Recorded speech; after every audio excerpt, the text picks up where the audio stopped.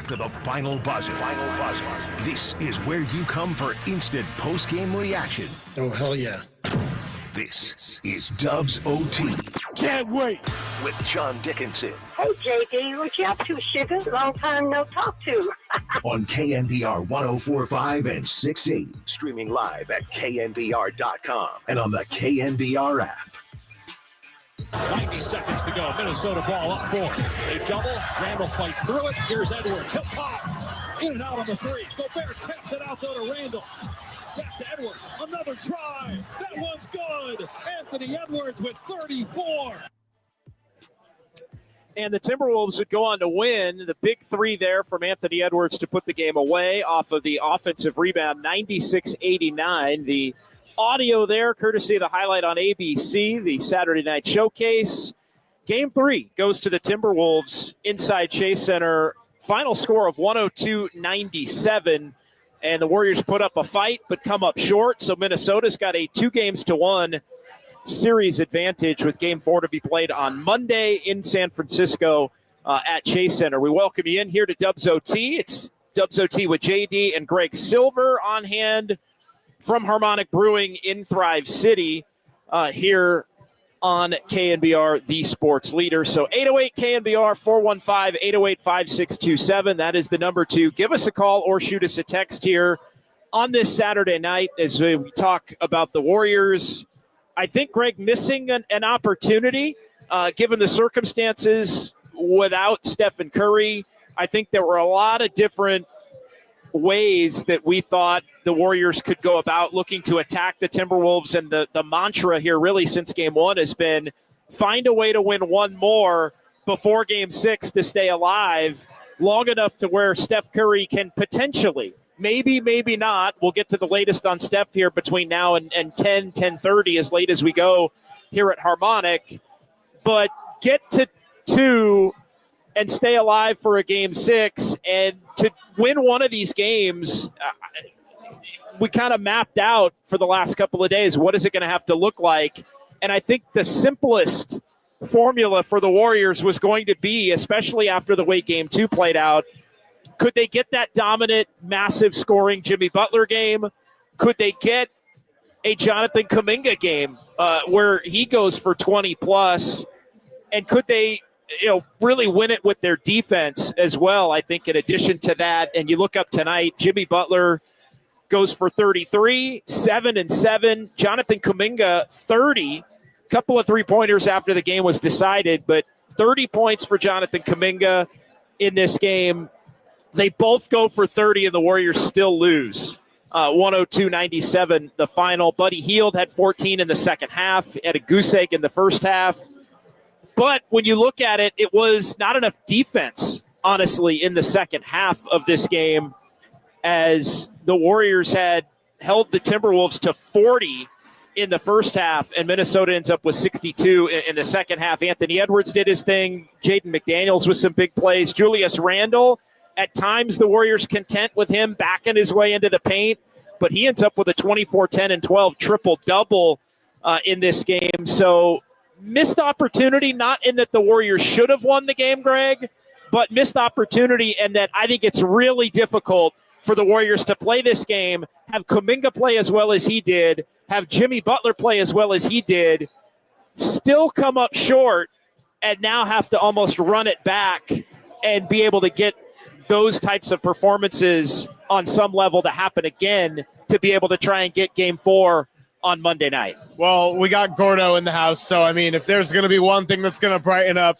a little post-game show, it's the presence of a Gordo. But, yeah, I mean, I know I texted you this late third quarter. It was shaping up to be the kind of game that the Warriors really had to go and take because we knew it was going to have to be one of these home games. I'm not declaring the series over or the season over by any means here, but it did feel like this was one with a lot of circumstances going in their favor of Jimmy Butler was aggressive and it was working. Jonathan Kaminga was having by far the best playoff game we've ever seen him do, or even just stretch of playoff minutes for that matter. I mean, he was really fantastic, and we'll get to all the individual stuff in just a moment because we got a long show to do it. But the larger picture here is that, no, it's not over, but that felt like a prime opportunity for the Warriors to buy Steph a little bit of time and take one and force what was going to be at least a game 6.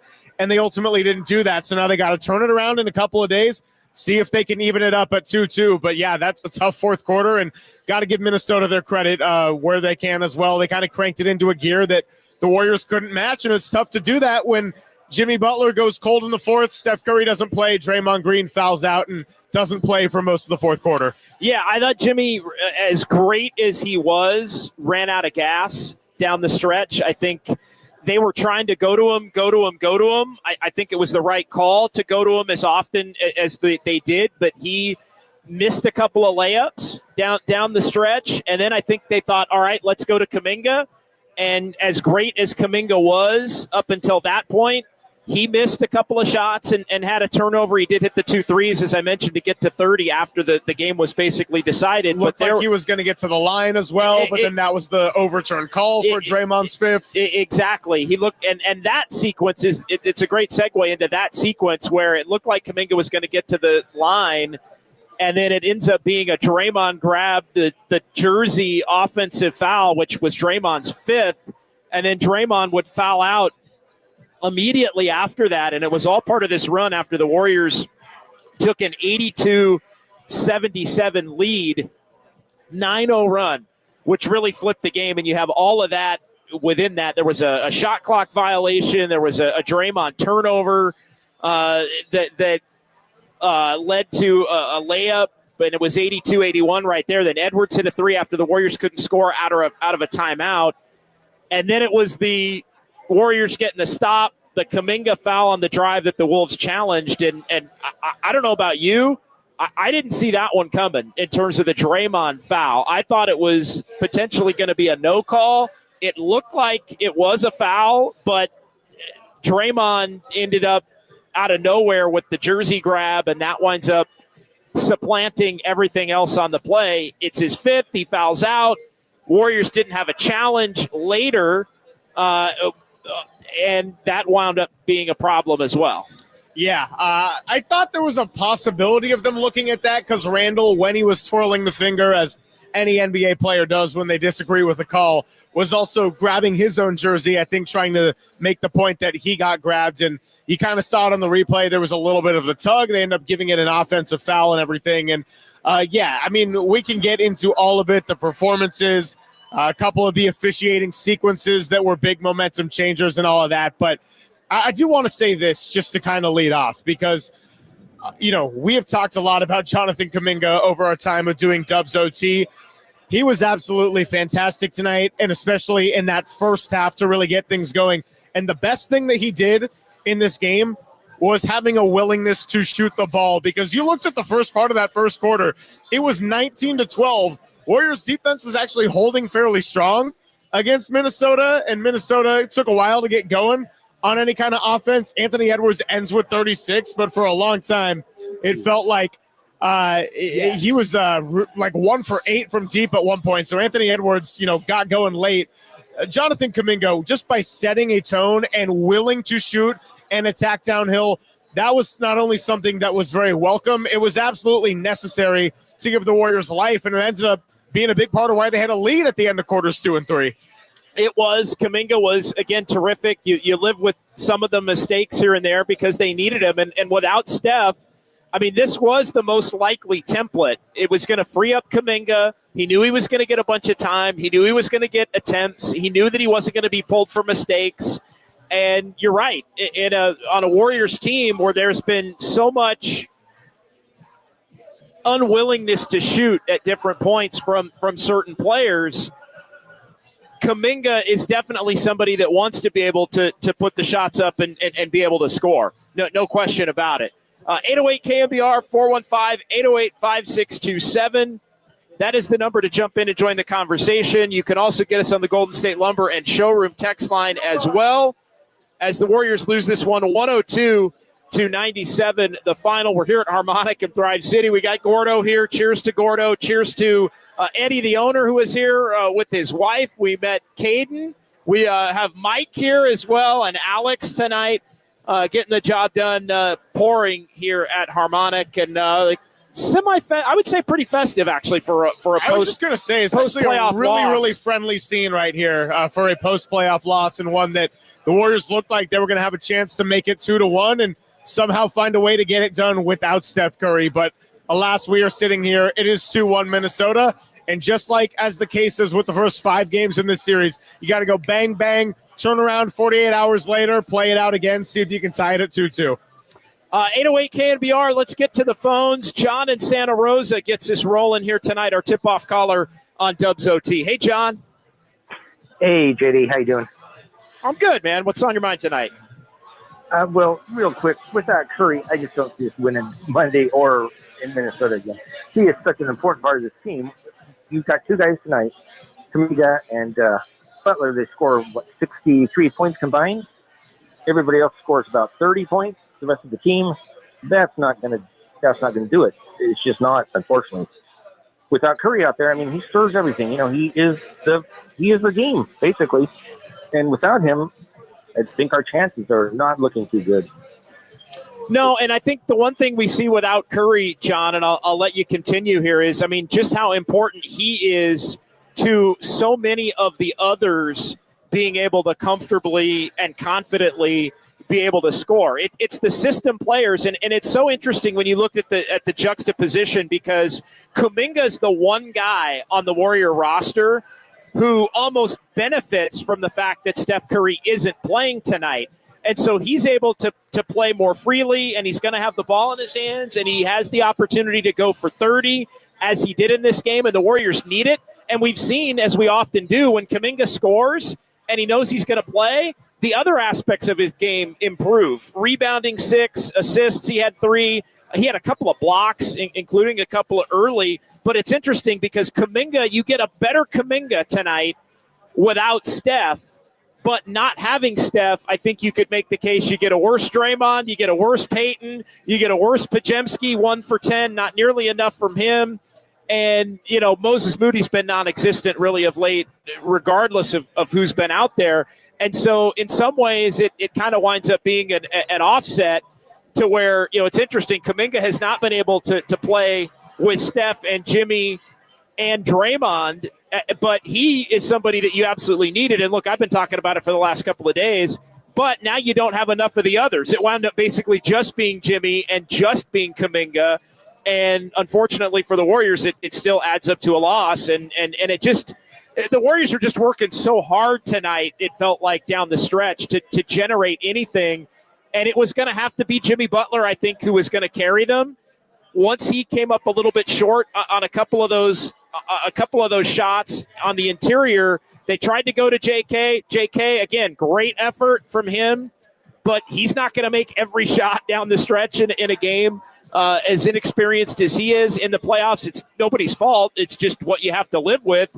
And then they tried to go to Buddy Hield even beyond that, and Buddy hit a 3. They tried to go to him again. He ended up taking a horrible flailing shot. So there was kind of a clear-cut pecking order, but no real flow to anything throughout the course of the night. And the flow and the system and everybody's ability to get theirs, maybe with the exception of Kaminga, who's an outlier and playing a completely different style, is gone. Basically without Steph Curry around, and it all adds up to, I mean, the Timberwolves are the better team. Could they have played better tonight? Sure. Was this game right there for the Warriors to take it? Absolutely. But I don't think anybody would be looking at this thing without Steph Curry and thinking that the Warriors would have a legitimate shot to win the series. Can you win a game or two to get Steph back? That's a different conversation. Unfortunately, though, John, I feel like tonight was the one we're going to look back on that the Warriors had an opportunity to get, couldn't, and it may wind up being a shorter series because of it.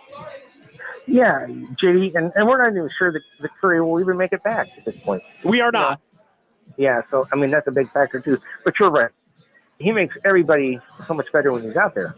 I mean, that's why we're missing him so much. You're right on that point. When he's out there, everybody just plays a whole lot better. It's simple. So anyway, thanks, JD. Appreciate it. Appreciate the call. 808 KNBR 415-808-5627. As we move through here on Dubs OT with JD here on the Sports Leader. couple of people in the chat, including a few that are, I guess, going to come after me. I'm going to come after you, too. About JK. Dude, he was really good tonight. He was great tonight. And, hey, James Wilson, FOH, brother. I mentioned Pods in his 1 for 10 about 5 minutes ago. So welcome to the party and see yourself out, all right?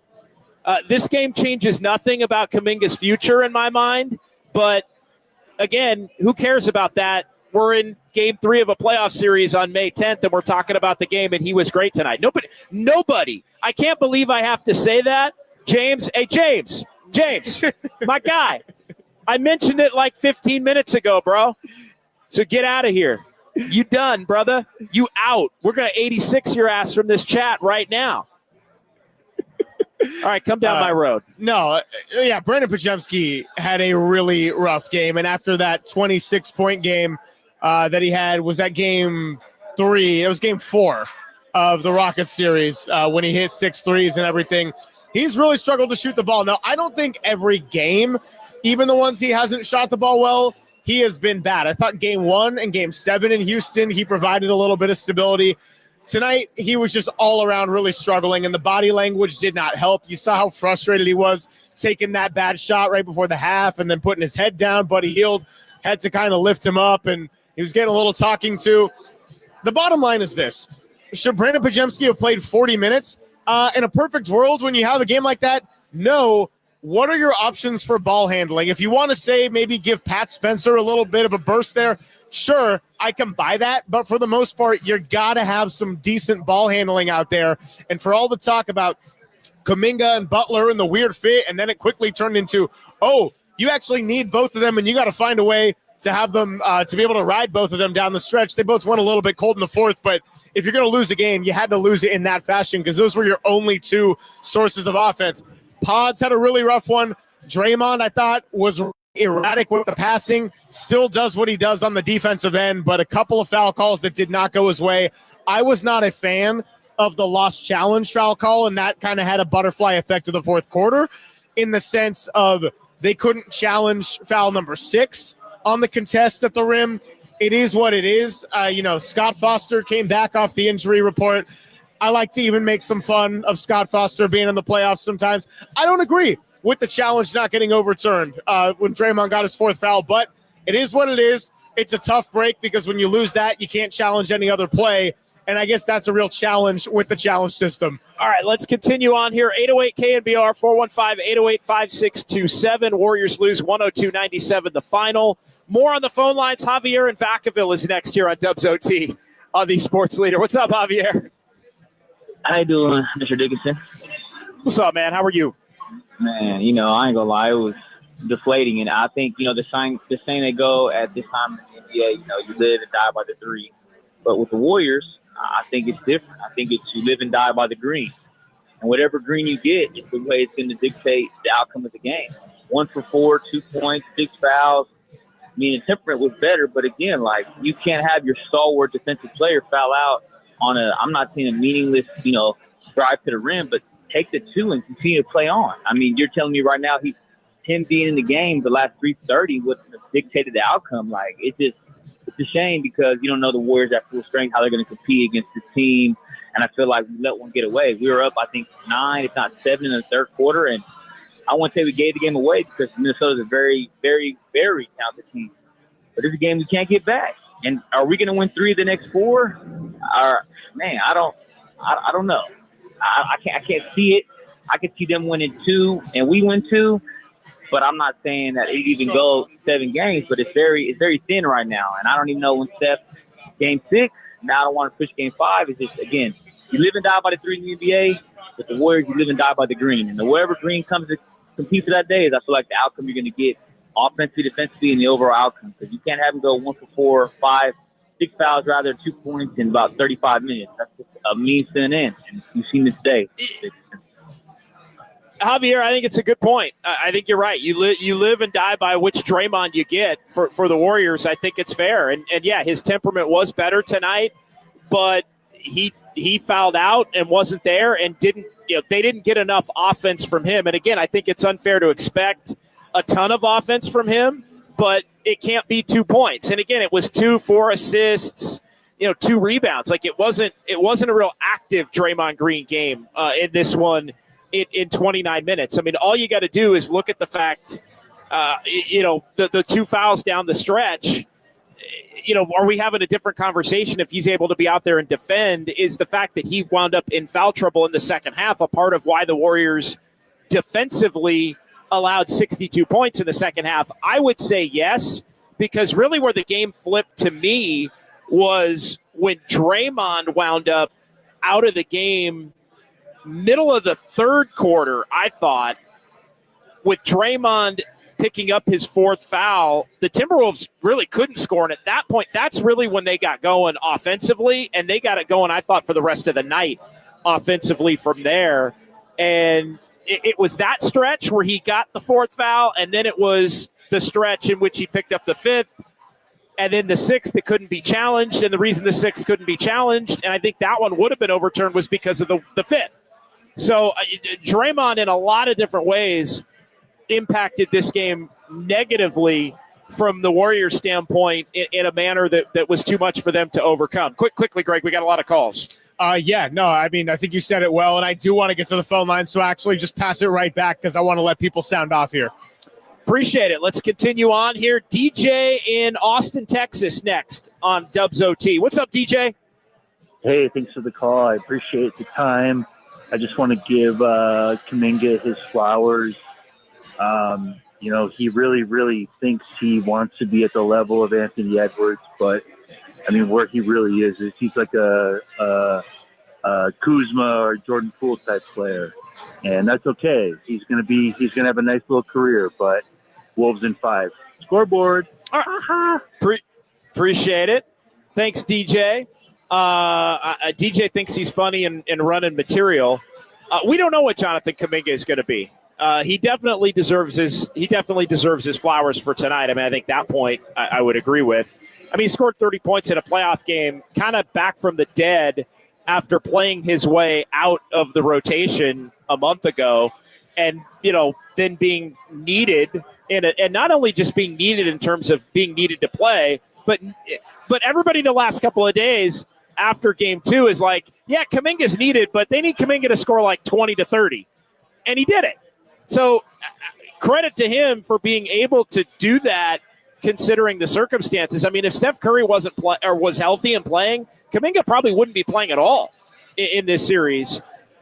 We know how he feels about that, but independent of how he feels about it, he's been a professional in this series when given the opportunity, and he's given him a chance. And I think that's the best thing you could say about Jonathan Kaminga. Like, he is not why they lost this game tonight, even a shred. No. In fact, he gave him a chance to win this game tonight. No, and by the way, we could say with Jonathan Kaminga going a little bit cold in the 4th, Jimmy Butler was even colder. So Jonathan Kaminga was probably your 1A scoring option at one point in the 4th there. And I think his challenge is just to, with those young legs, find a way to get right back to it and do it again and replicate it, because like it or not, they're going to need another 20-plus from Kaminga on Monday if they want to have a shot to even this at 2-2. Yeah, they're going to definitely need that. Let's go to Dino and Pacheco next here on Dubs OT. 808 KNBR, 415-808-5627. Warriors lose game 3 to the Timberwolves, 102-97. We're talking about it. It's Dubs OT with JD and Greg Silver here on the Sports Leader. Hey, Dino. Hey, JD. Hey, Greg. Good talking to you guys. I didn't watch the game, but I kept on the updates all the time, and they had the lead even in the 4th quarter, didn't they? The Warriors? They did. While? Oh, yeah. They were up 5 early 4th quarter. Definitely. That even tells me more, JD, because I'm just keeping it real. I don't like to be negative or nothing, but, I mean, it's reality. You just can't. I mean, if Steph Curry was probably playing, JD, this probably was a blowout. Okay, this probably was a Warriors blowout. You just can't lose Steph Curry and his presence, not just his scoring, but his presence. It's just not good. It's the worst thing happened to us, to the Warriors, JD. The nightmare scenario happened, and they even anyway. It's just terrible because they probably could beat these guys in the series, and they could have. They got a chance. They had probably a good chance even to go for a long all the way to the top, maybe. But it's just not good, especially with this injury, JD. He's to me, if my gut feeling tells me, what I know about injuries and everything else, and you do too, Steph Curry's season's over. It's over, man. And, well, there's a decent chance. No, there's a decent chance, Dino, that's the case. I mean, again, we're talking about, we'll play the clip from ESPN's Shams Charania from on the pregame show on ABC. I mean, it's Game 6 or bust, I think. And that doesn't mean that Game 6 is necessarily for sure going to be a possibility.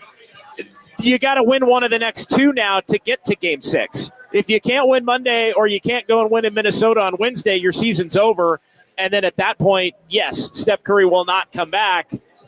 We know Steph, again, I think it's Game 6 at the earliest. We know Steph wants to be able to come back, but even that's not a lock, I feel like, at this particular point in time. And Dino basically saying what I think everybody knows. The Warriors had action in this series. The Warriors had action after Game 1 in this series if Steph Curry doesn't go down. How or why did Steph go down? Was it all the accumulation of minutes from the earlier series against the Rockets and the 7-game series? Maybe. But you know what? If the Warriors don't play Steph Curry as much as they did in the first round, then they would have been home a week ago. And we wouldn't be having a conversation about a Game 3 tonight where the Warriors had a chance, even without him, to be able to move forward and try and take a 2-1 series lead. So the circumstances and the cards that you're dealt, you have to play. Warriors are not a great and deep enough team to not have Steph and Jimmy play out multiple 40-minute games in that first round. And if that did lead to him getting hurt or being more apt to get hurt in Game 1 of the second round, then the Warriors have to live with that, unfortunately. Here's another element of why this one is a stinger, and I got to give you credit because you were actually on this very early in the regular season. One thing that the Warriors and the Timberwolves have had this common in this last regular season is that they can just show up and sleepwalk sometimes. They're not always ready to play at home, and they can play down to their competition. It doesn't mean they do that on a consistent basis, and over the course of a series, it's not going to happen every game. I think this was one where Minnesota kind of had a chance to run away with it in the first quarter. They didn't. They didn't play that well, and I got to give them credit. Anthony Edwards, Julius Randle, they cranked it up, and Jaden McDaniels made some big-time closing plays. So they did enough in the end when the Warriors didn't have two of their best closers who were Hall of Fame bound. But I don't know if you can expect the same deal from Minnesota in Game 4. I know Anthony Edwards ended with 36 on the stat sheet, but they kind of came out and played a little bit down to a competition that was missing its best player by a long shot. 808 KNBR, he's Greg Silver. I'm John Dickinson. It is KNBR 104.5 FM and 680 AM San Francisco, the sports leaders. We get into the 9 o'clock hour here, and we do have the best YouTube chat in sports. People coming down my road for getting to the calls first. We always get to the calls first and then let the YouTube chat kind of build and build and build, and more people come in. And, yeah, my guy James just coming at me. Left and right, haymakers, left, right. I'm ready to throw haymakers.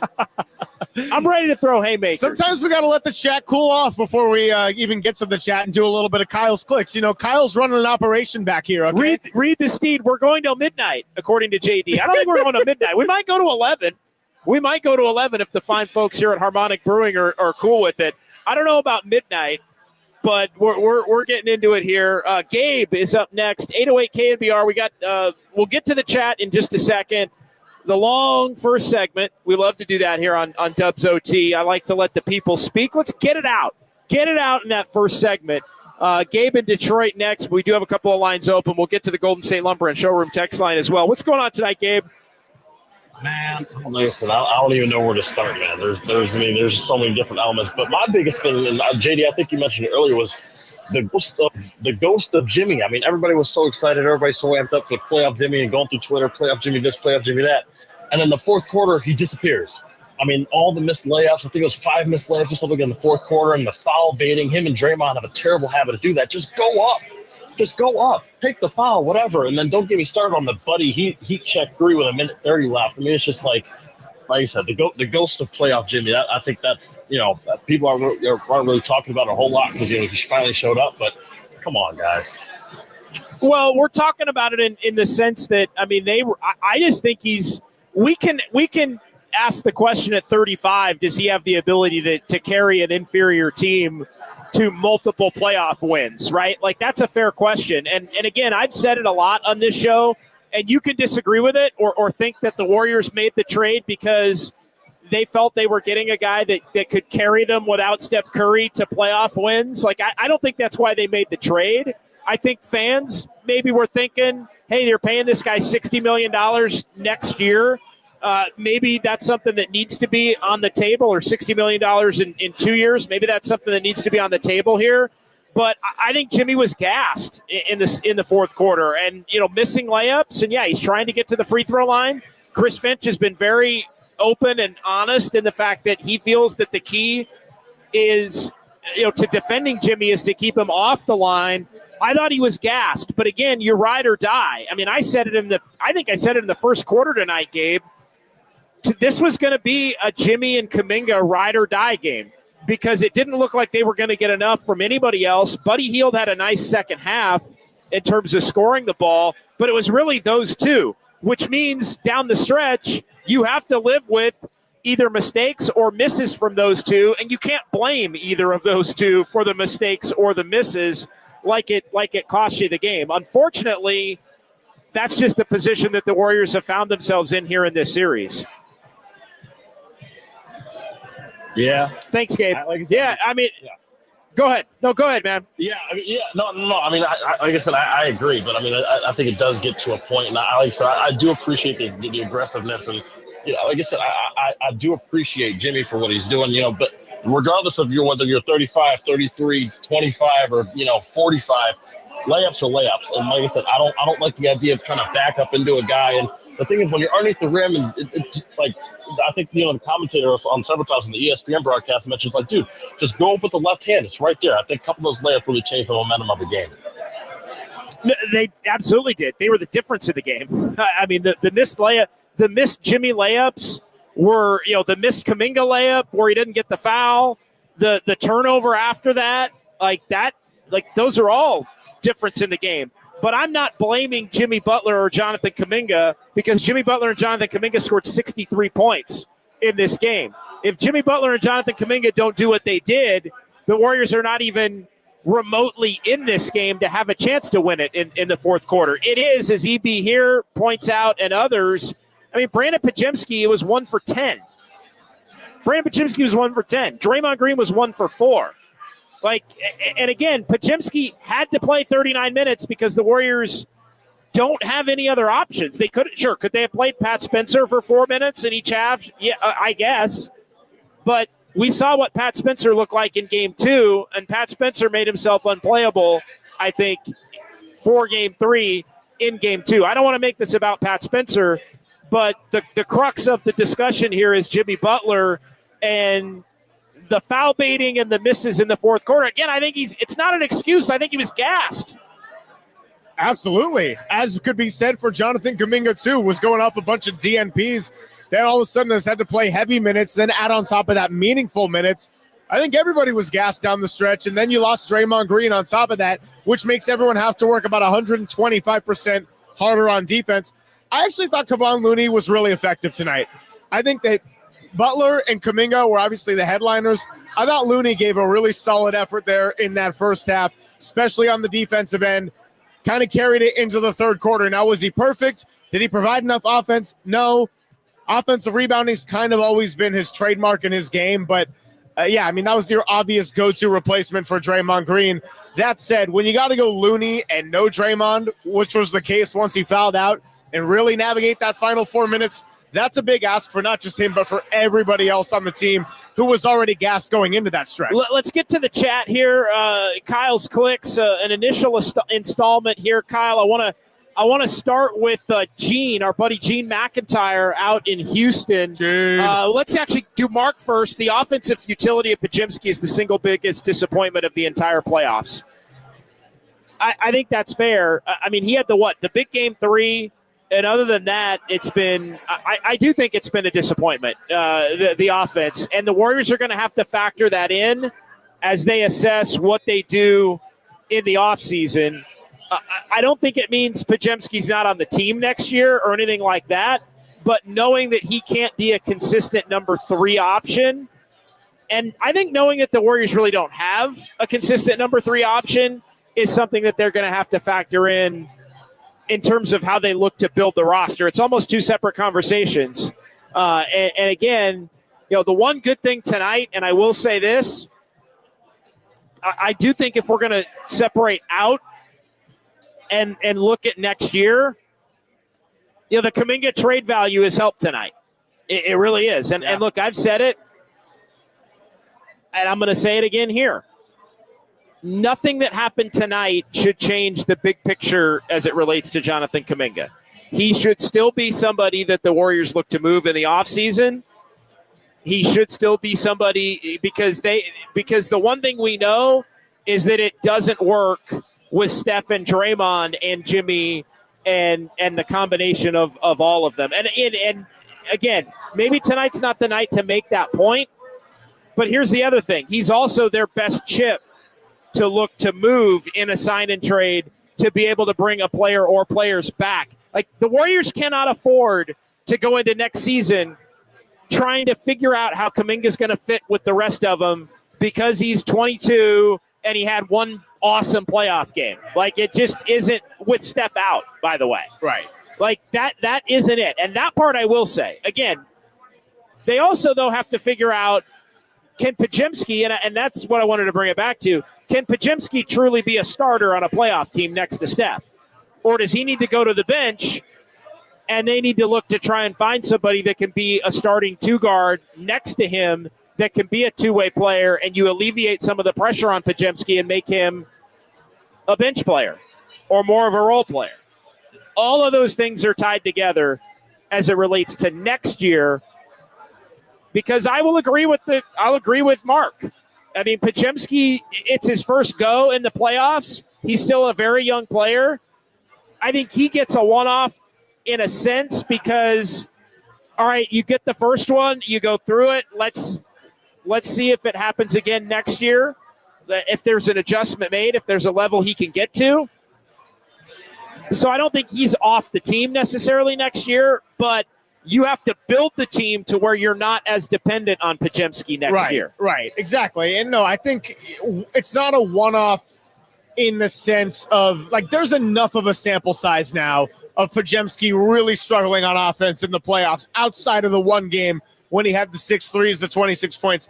This is a big enough sample size to where you're not going to say it's a one-off, but it's enough to raise the question that you're getting at, which is, okay, what is Brandon Podziemski's role if the Warriors are going to fight for contention next season? And look, whether Steph Curry got hurt or not, whether they won this series or not, whether they won this series or went to the next round and lost to Denver, OKC, went to the finals, even won the finals, the offseason was always going to be about what can you do to retool. And the one point I'll make on Jonathan Kaminga, as far as the offseason goes, I think it's probably the best case for both the vets of this team and Kaminga to go their separate ways at this point, and not in like an FU and a hateful way. I think it's just like, hey, you're going to want to go play a different style and a different role, get more minutes, have a chance to be more of the all-star caliber player that you believe you and your talents can take you to, while the Warriors have also found a bit of a formula in trading for Jimmy Butler and committing to the short-term next phase of the future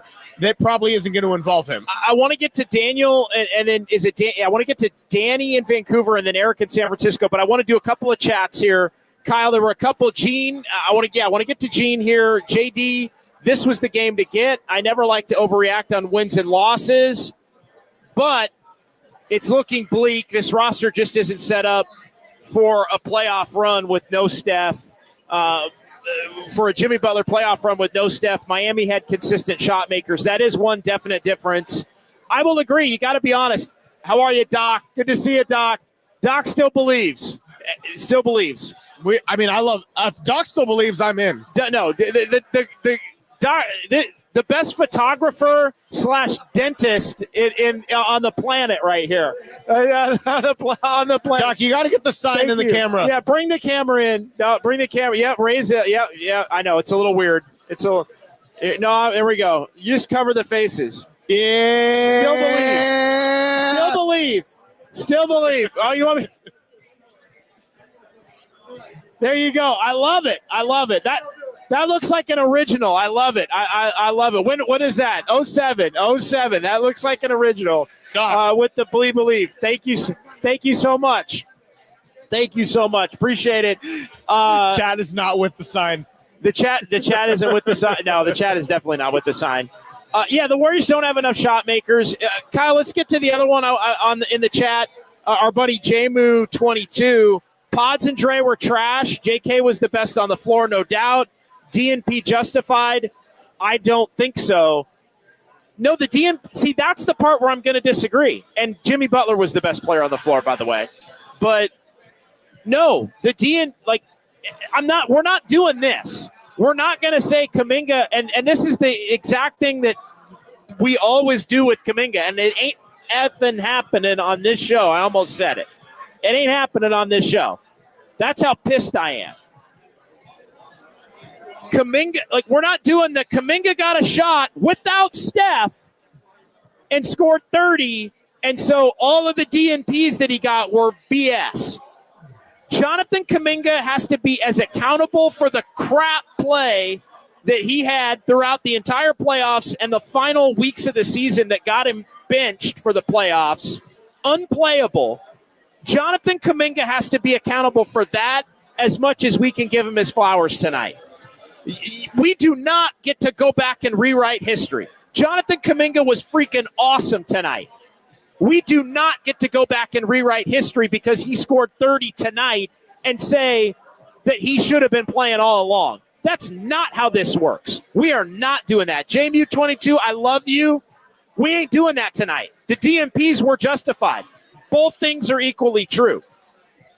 So miss me with all of that. Go ahead, Greg. Come down my road. Yeah, we kind of said it on Just Dubs this morning. When you don't have Steph Curry, you scrap your entire identity. So I don't want to go too deep in the discussion because Jonathan Kaminga deserves his flowers tonight. Correct. He was absolutely ready to play. Correct. He was ready for the moment. That is the best game with those stakes we have ever seen from him. It also doesn't change the fact that the team plays a certain way when Steph is on the floor, and it wasn't working ever since the Jimmy Butler trade outside of the Lakers game. One more, this one recently. Daniel, in the last 5 minutes here, why does Pods get a one-off, but Kaminga constantly gets criticized? Because Pods has proven that he can play with Steph and Draymond and Jimmy. Because Pods is in his second year in the NBA, and Jonathan Kaminga's in his fourth. That's why Pods gets the one-off. And look, Pods stunk tonight. Pods was awful tonight. Pods hasn't been great in the playoffs, but guess what? The Warriors don't have other guards that can take his minutes when he stinks. They don't have other ball handlers that can take his minutes when he stinks. The Warriors have players that can take Kaminga's minutes when Kaminga isn't playing well. Gary Payton II, Draymond Green, Jimmy Butler himself can play more minutes, as we've seen throughout the course of the playoffs. Moses Moody, up until about game 5 or 6 of the Houston series, was a better option than Jonathan Kaminga. That's why, Daniel. That's why. Again, I can't believe we're doing this, but I shouldn't be surprised we're doing this. I shouldn't be surprised that this would turn into because it always happens with Kaminga. He has one good game, and people think that erases 20 bad games. It doesn't. It doesn't. That's not living in reality. Let's live in freaking reality, people. He was awesome tonight. He was the second best player on the floor for the Warriors next to Jimmy Butler. He helped keep them in a playoff game that they almost won. He gets none of the shade for them losing. None of it. I'll give it to Draymond. I'll give it to Pajemski. I'll give it to everybody. Moody, who was so unplayable that he barely saw the court. Quentin Post, I don't need to see him in the series anymore, by the way. I'll give it to all of them. Love Quentin Post. Really proud of his rookie year. Don't need to see him in the series anymore. But we don't get to rewrite history on Jonathan Kaminga when he has one good game. We don't get to do that. or 2 good games, which, by the way, again, not his fault, but have resulted in losses. We don't get to do that. 808 KNBR, 415-808-5627. I am fired up. And yes, this should change nothing. Jonathan Kaminga should get sent out in a trade this offseason. And if a team wants to pay him $25, $30 million, great. You include somebody else in the trade, you take back half the value, and you go get somebody that can play with Steph and can play with Draymond and play with Jimmy Butler. Because that's this team's pathway to winning a title next year. Danny in Vancouver next year on Dubs OT. Hey, Danny, JD. I'm just gonna let you go, man. I'm just gonna let you go. I'm gonna take a deep breath and I'm gonna let you go. Can I come to your defense a little bit? Sure, or not, or not. Either way. No, we're good, Danny. I'm going to, and not because I like you. They say the sign of a great intellect is to be able to hold 2 opposing thoughts in your head. Did JK have an awesome game tonight? Absolutely. Was he deserving of playing all those other times? Absolutely not. So this league is a meritocracy, and if you're playing well, you're going to get time. So I feel like people take this as a personal affront, because you're criticizing. And I always think your criticism is very measured and fair. You're not. Of course, I'm not going to agree, or anyone should agree 100%. But I always think your criticism is very measured and fair. I happen to agree with you. Great game for JK tonight. Wish him all the best going forward. But no question, he wasn't playable in a lot of those games. So nothing personal there. There's nothing. There's no animus. There's no you're out for Kaminga or you're a hater. So just let me say that up front. Regarding the game, I thought a sort of a ominous sign in the first quarter was some of those giveaways at the very beginning, and they were just terrible turnovers, and they led to, I think, 5 or 7 points at the beginning, and it was critical. I thought they came back and they righted the ship. And I thought in about the middle of the fourth quarter, the game was hanging right there, it felt like. And if they were up 7, and if they had converted 2 or 3 hoops, I feel like they could have swung the game right there. I'm curious what you thought about that. And finally, because I know it's busy, I think that the Warriors are just cursed to have Scott Foster repping. I'm not blaming him for the game, but that fourth foul on Draymond was horrendous. I'd like you to weigh in on that. I thought it was so you know what, Danny? Should be reversed. Go ahead. I'm with you on that. I'll give you a little bit of the irony, and you may know this in Scott Foster. The one thing about Scott Foster, he is known for being a great road official. Teams love Scott Foster when they're on the road, because the road team feels like he gives them a fair shake and doesn't get intimidated by the crowd. There's other officials that maybe can get either intimidated by the crowd or give the home team a little bit of an edge. Foster is known for actually being the opposite, which is why the Warriors, they've had him in some big road games through the years. They like seeing him in a road game, but he's, if anything, and again, I'm not really going to, I think there were some 50-50 calls there. I'm with you on the Draymond. I'm with you on both of the Draymond ones, the fourth and the fifth. But Foster quickly is, and I'll let you finish your point, is known for being a good road ref. Yeah, I think he's a bit of a show pony. He's just a bit too showmanship. But that's an interesting point about being a road ref. Anyways, this one really stung. The series is definitely not over. I just felt like it was there. It was just hanging there for us. So I'm not quite sure what's going to happen next game. I just don't know. We just have so little margin of error. So anyway, love to hear your comments, JD. Thanks for taking my call. No, you got it. No, thank you, Danny. Danny in Vancouver checking in. 808 KNBR, 415-808-5627. The turnovers early were just killers, Greg. I mean, the turnovers early in the game. And so often we debate forced and unforced. I mean, tonight they were truly unforced. Yeah. Like tonight it was just, it looked like, I hate to, again, And this Draymond had 3 early ones. And that's a big bummer. Draymond had 3 early ones, which honestly you could make the case, can't happen. The other part of it too, though, is Greg, it was unforced, but it also looked like guys that haven't played together a lot. To me tonight. Exhibit A was the 2-on-1 fast break between Butler and Kaminga, Yes. which that didn't actually look like either one's fault. It looked like both of their fault. Yeah, they both were wrong. Yeah, they both just miscommunicated. There was a couple of passes to TJD. There were just some bad passes and sloppiness. And again, often we debate, is a team playing good defense speeding another team up? And does that lead to some of the turnovers tonight? I really truly think it was a lot of the unforced stuff that wound up putting the Warriors in the bind that they ultimately ended in. All right, let's get one more here before the break. Eric in San Francisco is next here on Dubs OT. Hey, Eric. Hey, JD. Yeah, what's up, man? That was a tough one, but I mean, especially because when you get 63 points between JK and Butler, and you only get 34 from the rest of the team. Exactly. That's the killer. I mean, I think the 4th foul on Draymond is what swung this game, honestly, because he goes out with 6 minutes left in the 3rd, then he comes back in quickly in the 4th, then he gets that. Then we get the challenge. He gets the 5th. Then maybe that, I don't know if the 6th foul was a foul or not, but we didn't have a challenge. And then he's not in at the end of the game, and that's how they get 62 points in the second half.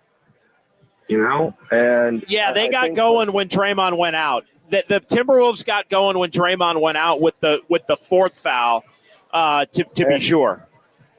And I think the formula is there to win Game 4. I think, though, that because we're so slow to start, I know Kerr wants some size, at least to start, but I think we just got to go with JK to start because he's not afraid to take the shot, and he's rolling right now. So, I agree it doesn't change anything about the future with JK. I think he plays better in a spread pick-and-roll offense where he's going to get space and lanes to drive. We play a motion offense. So, and we're not changing our offense with Curry. So, ride him. Hope maybe we can do something in this series. At least he can build up his sign and trade value. Maybe we get a floor spacer. Or personally, I think Pod's the 3rd guard on the playoff team. That's just my personal opinion. Yeah. He's had one good game in 10 now playoff games. He was horrible tonight. 1 for 10. From the floor. Draymond and Pods we needed them to play good games. If they play just even decent games, the Warriors win because we got the 33 from Butler that we needed. He was looking aggressive. He took 25 shots. Kaminga was rolling. He got his 30. So, and he wouldn't have had 30. He would have had 24, 25. Sure. If it hadn't been for the last, 2 chuck threes. But, right.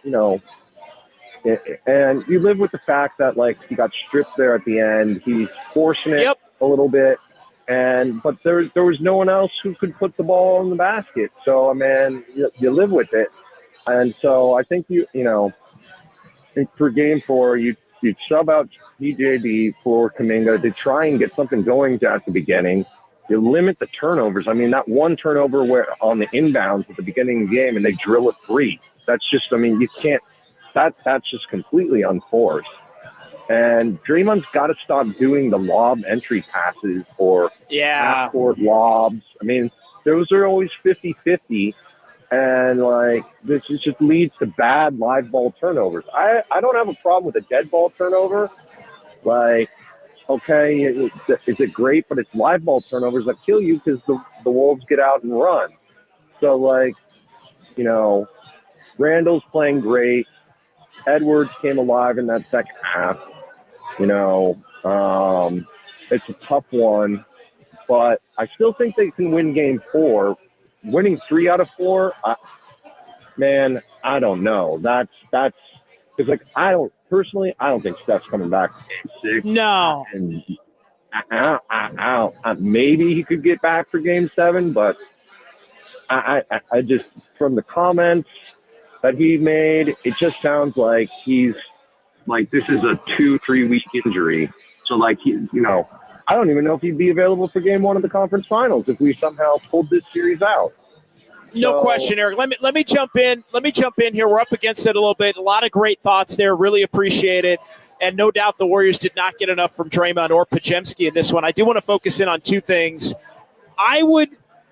Pods being a third guard on a legit contending type of a team. I think that's a fair assessment at this point. I think what we're learning here is that the Warriors, I think they need to come up with, we've talked at length here in the first hour plus of the show about the fact that the Warriors had to play Pods, even though he wasn't playing well. They don't have another option, and that's part of it. Well, you need to come up with another option in the offseason. Like, that's part of the offseason part of it. I know our buddy Enrique Rivera is like, JD, do the offseason show. We're not going to do the offseason show tonight. I hope we're not doing the offseason show for another couple of weeks, but we may very well be doing the offseason show as soon as Wednesday night in Minneapolis if the Warriors can't get the job done here in one of the next couple. You're actually going to be with me on the daytime as well.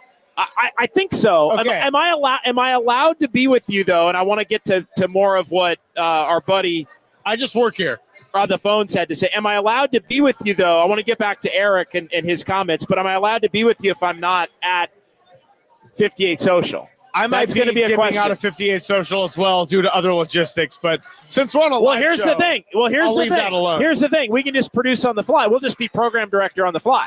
If you can't be at 58 Social, that probably enhances the ability for us to actually do the show together. Well, I think that was the thought. Because it would enhance the ability, I would just not go. Well, I don't know that you have an option to not go, though.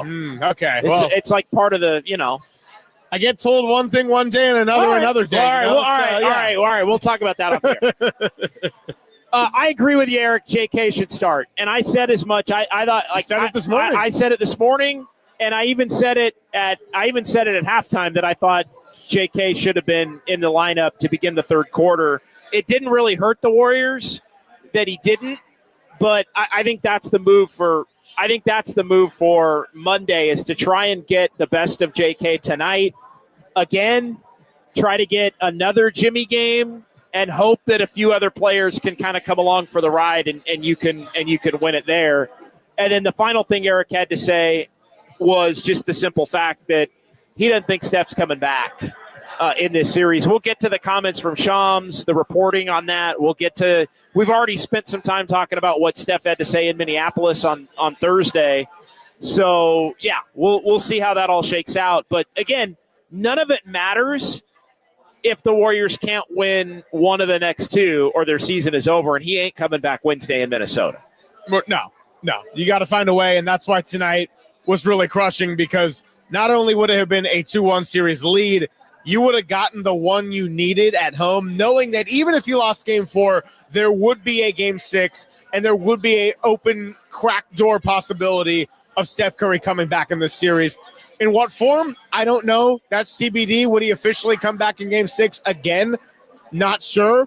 But you would have had that to look at, and we'd be having that conversation. Instead, a few things don't go their way. Minnesota cranks it up and makes closing plays, and we're here talking about a series that could end in 5. All right, one chat from Rich Ray, and then we're going to take a timeout, and then we're going to get to the phones as well. We'll get Tristan in Temecula. I like Rich Ray.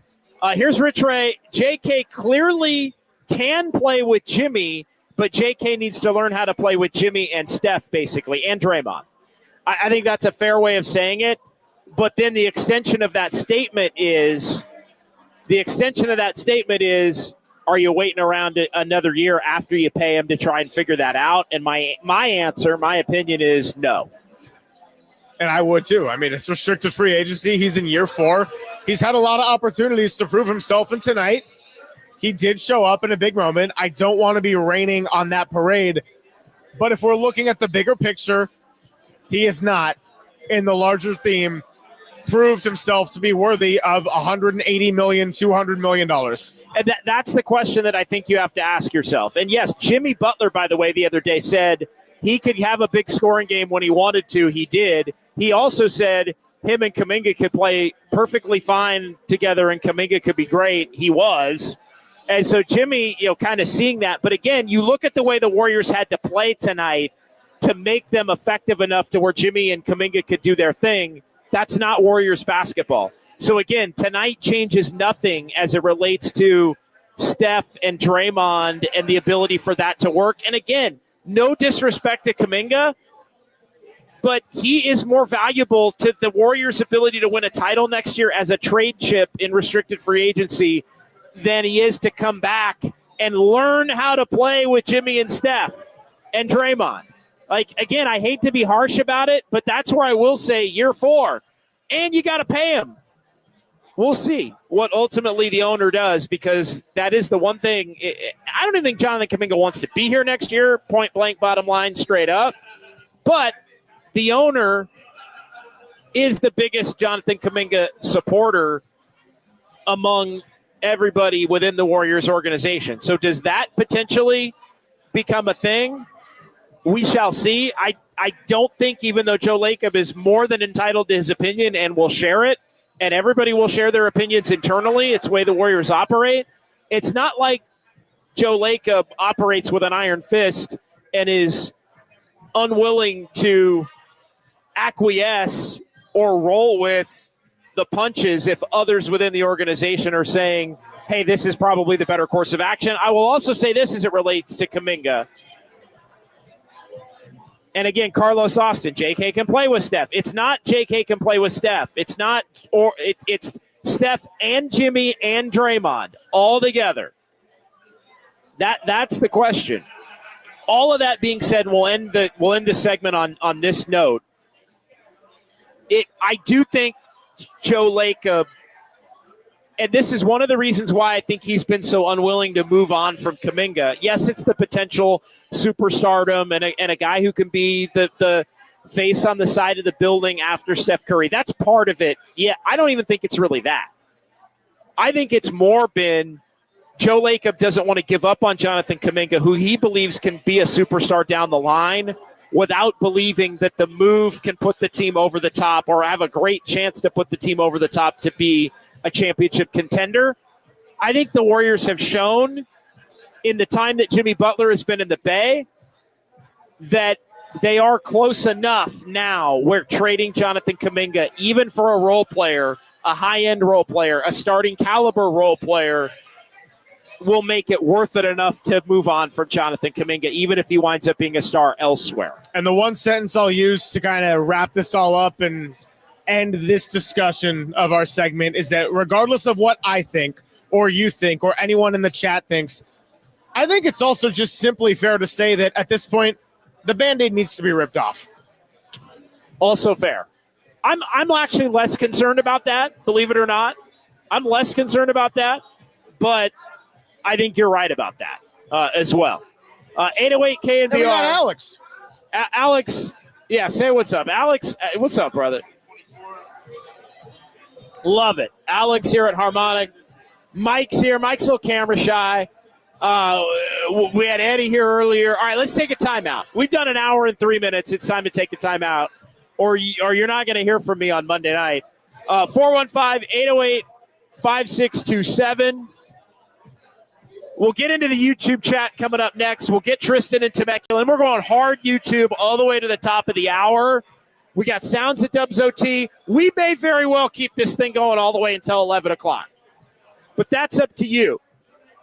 It's the best YouTube chat in sports, and we're rolling on here. Kyle Haar in our studios. We got Ryan McCarthy there lurking in the corner of the camera, and it's Dubs OT as the Wolves get the win over the Dubs. 102.97 on the Sports Leader.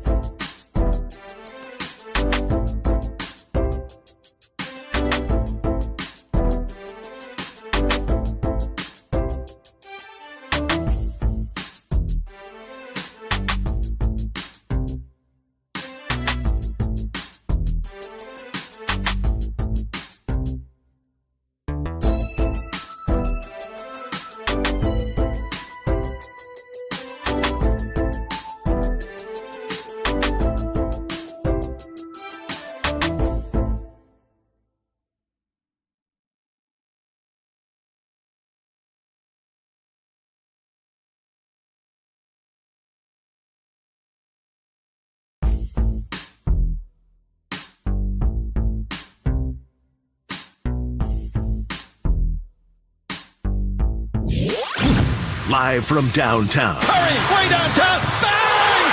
Bang! This is Dubs OT with John Dickinson on the Sports Leader, streaming live at KNBR.com and on the KNBR app. Randall going to work to the corner. Shot clock at 7. McDaniels puts it on the floor. Missed the dunk. Draymond Green just fouled out. And Steve Kerr does not have a challenge.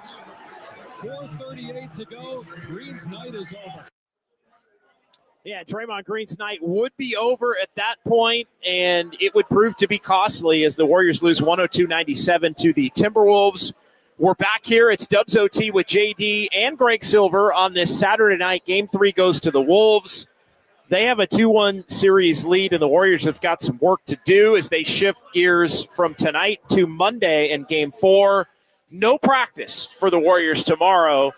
They have not – I can't remember the last time they actually had a practice, but this is now 2 weeks straight of every other day going back to Game 3 of the first-round series against the Rockets. They went Saturday, Monday, Wednesday, Friday, Sunday to close that series. 1 in 7, then Tuesday, Thursday, Saturday, and they've got 2 more every other day here moving forward.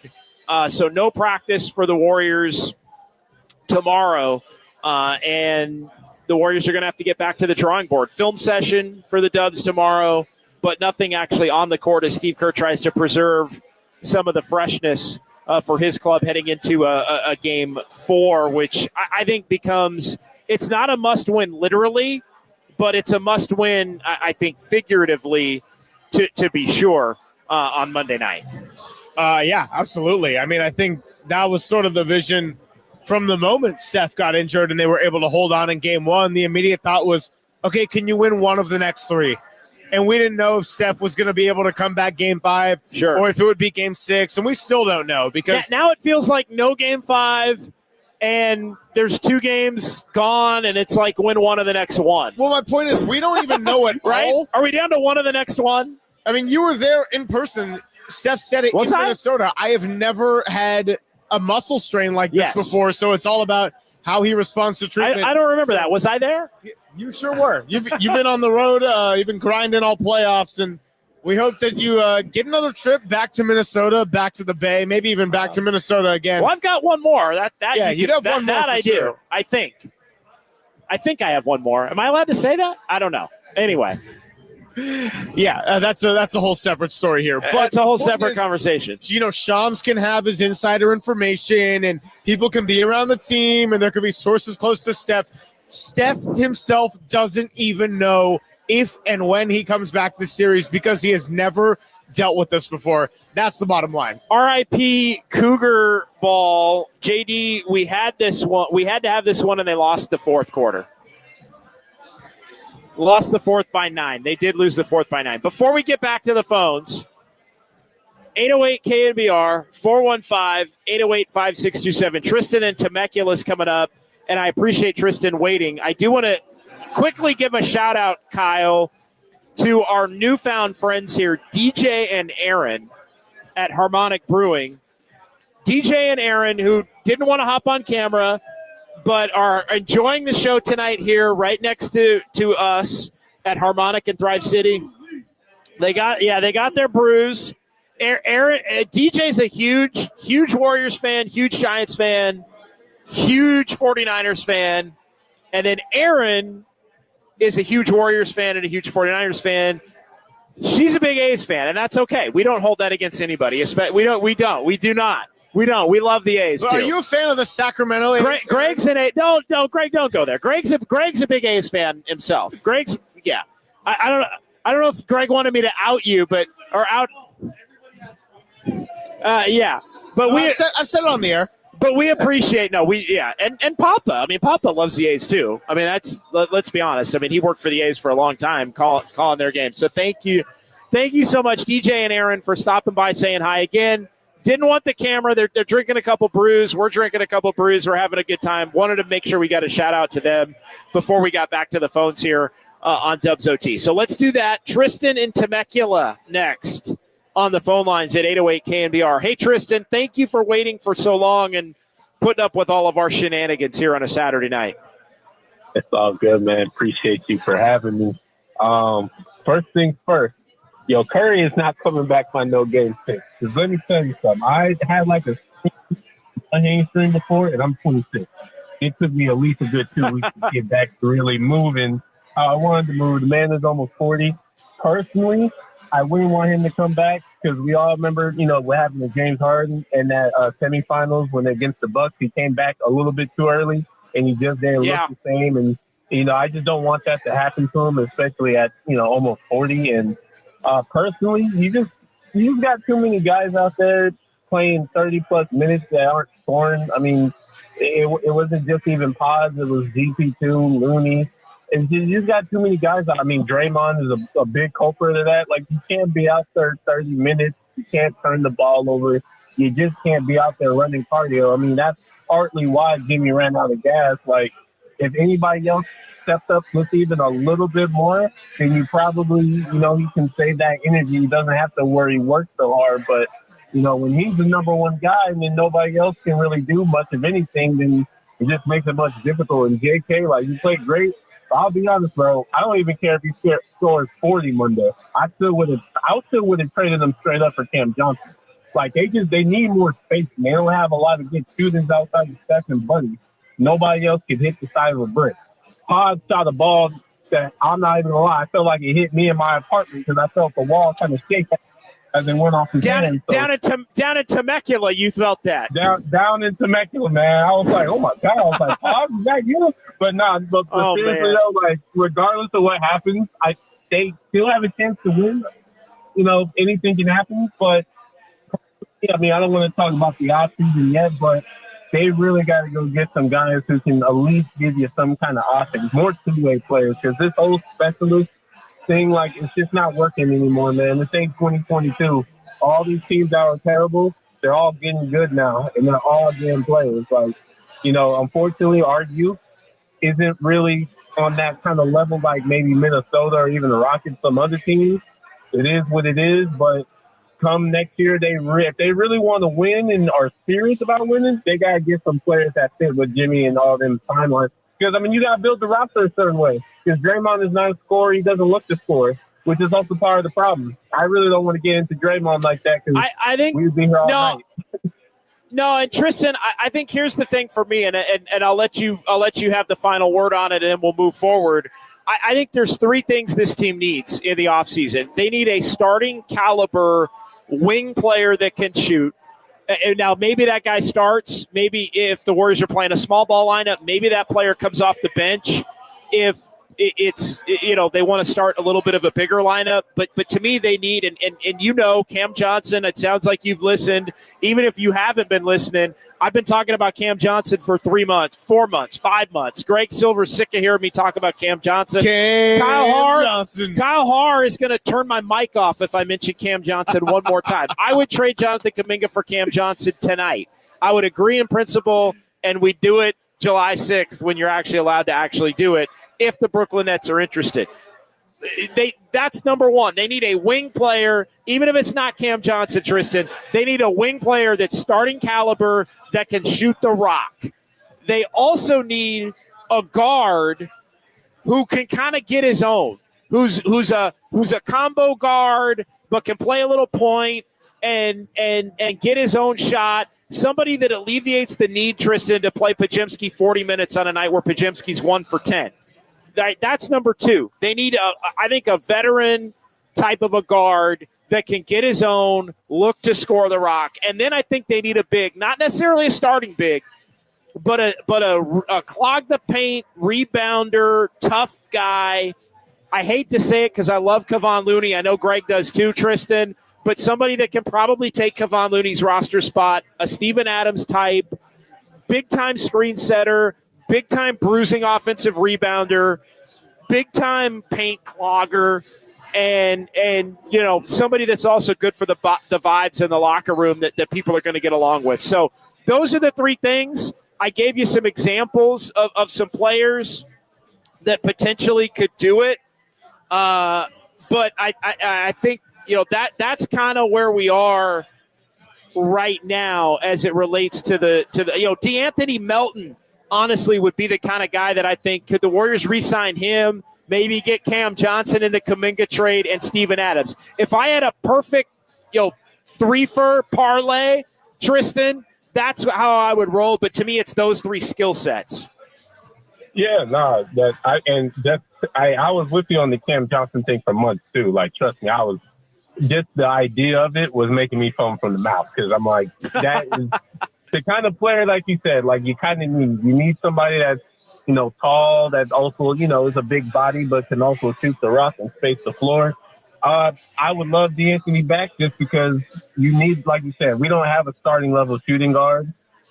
Especially we don't even really have a starting level point guard outside of Steph. And when he's out, then, personally, Podziemski, I actually like Pod, but one of the callers said that he's a third string guard. That's exactly what he is, and it's he's a third guard. He's still a rookie. But if you had a combo guard that could start, and Pods becomes your third guard, or maybe they're interchangeable, or if maybe Pod starts, but the problem is on a night like tonight, Tristan, where Pods is not, he doesn't have it from a scoring standpoint. You got to have somebody else that you can go to, and that answer isn't Buddy Hield. Like, you got to have somebody else that can dribble the ball and handle it and hit a shot and look to score. Yeah, exactly. And I would love even a Bruce Brown kind of type of player. Just, I love Bruce Brown. Bruce Brown. I would have loved Bruce Brown. And he's pretty, he's making, he's pretty cheap. And like I said, it's not over until it's over, but they need, it feels like almost everything that they need. It just feels like it's so out of reach. But, because I really don't know what teams are going to take the guys that we have when they're seeing them struggle. I just don't know. But, anything can work. Mike Dunleavy got this, Jimmy Butler, but that brother's going to have his hands tied this summer because, this whole roster needs a revamp. To be honest, it needs a whole remodel, especially since your three best players are all in their upper 30s. And, I'll be honest, I know everybody feels a certain kind of way about Jordan Poole, but you kind of need a Jordan Poole just in a way, just to kind of. Well, you said it. You need it. Well, you do now. You do, yeah. And I'll give you another one. Quentin Grimes is another one, right? Quentin Grimes went from Dallas to Philly and scored 45 on the Warriors and scored 4. They need a guy that's got a little of that. Again, I understand the Jordan Poole trade. I think they should have used Chris Paul's contract, Tristan. But they need somebody that is kind of a poor man's Jordan Poole. I think that skill set is where it's at. Tristan, thanks for the call, man. Really appreciate it. Later, man. All right, 808 KNBR 415-808-5627. Warriors lose tonight, Game 3, Western Semis at Chase to the Timberwolves, who take the 2-1 series lead. Game 4 is Monday, 7 o'clock, right back in the building that sits behind me. It's Chase Center. I think I'm allowed to say that. Yeah. I think I'm allowed to say Chase Center. Kyle, let's get some Kyle's clicks, and then you tell me, do we need to take a break? We're good on breaks? We're good on breaks. Okay, we're good on breaks. So let's go 10 or so, and then we'll take another timeout at there. All right, too many unplayable guys on the roster right now, amplified by the loss of Steph.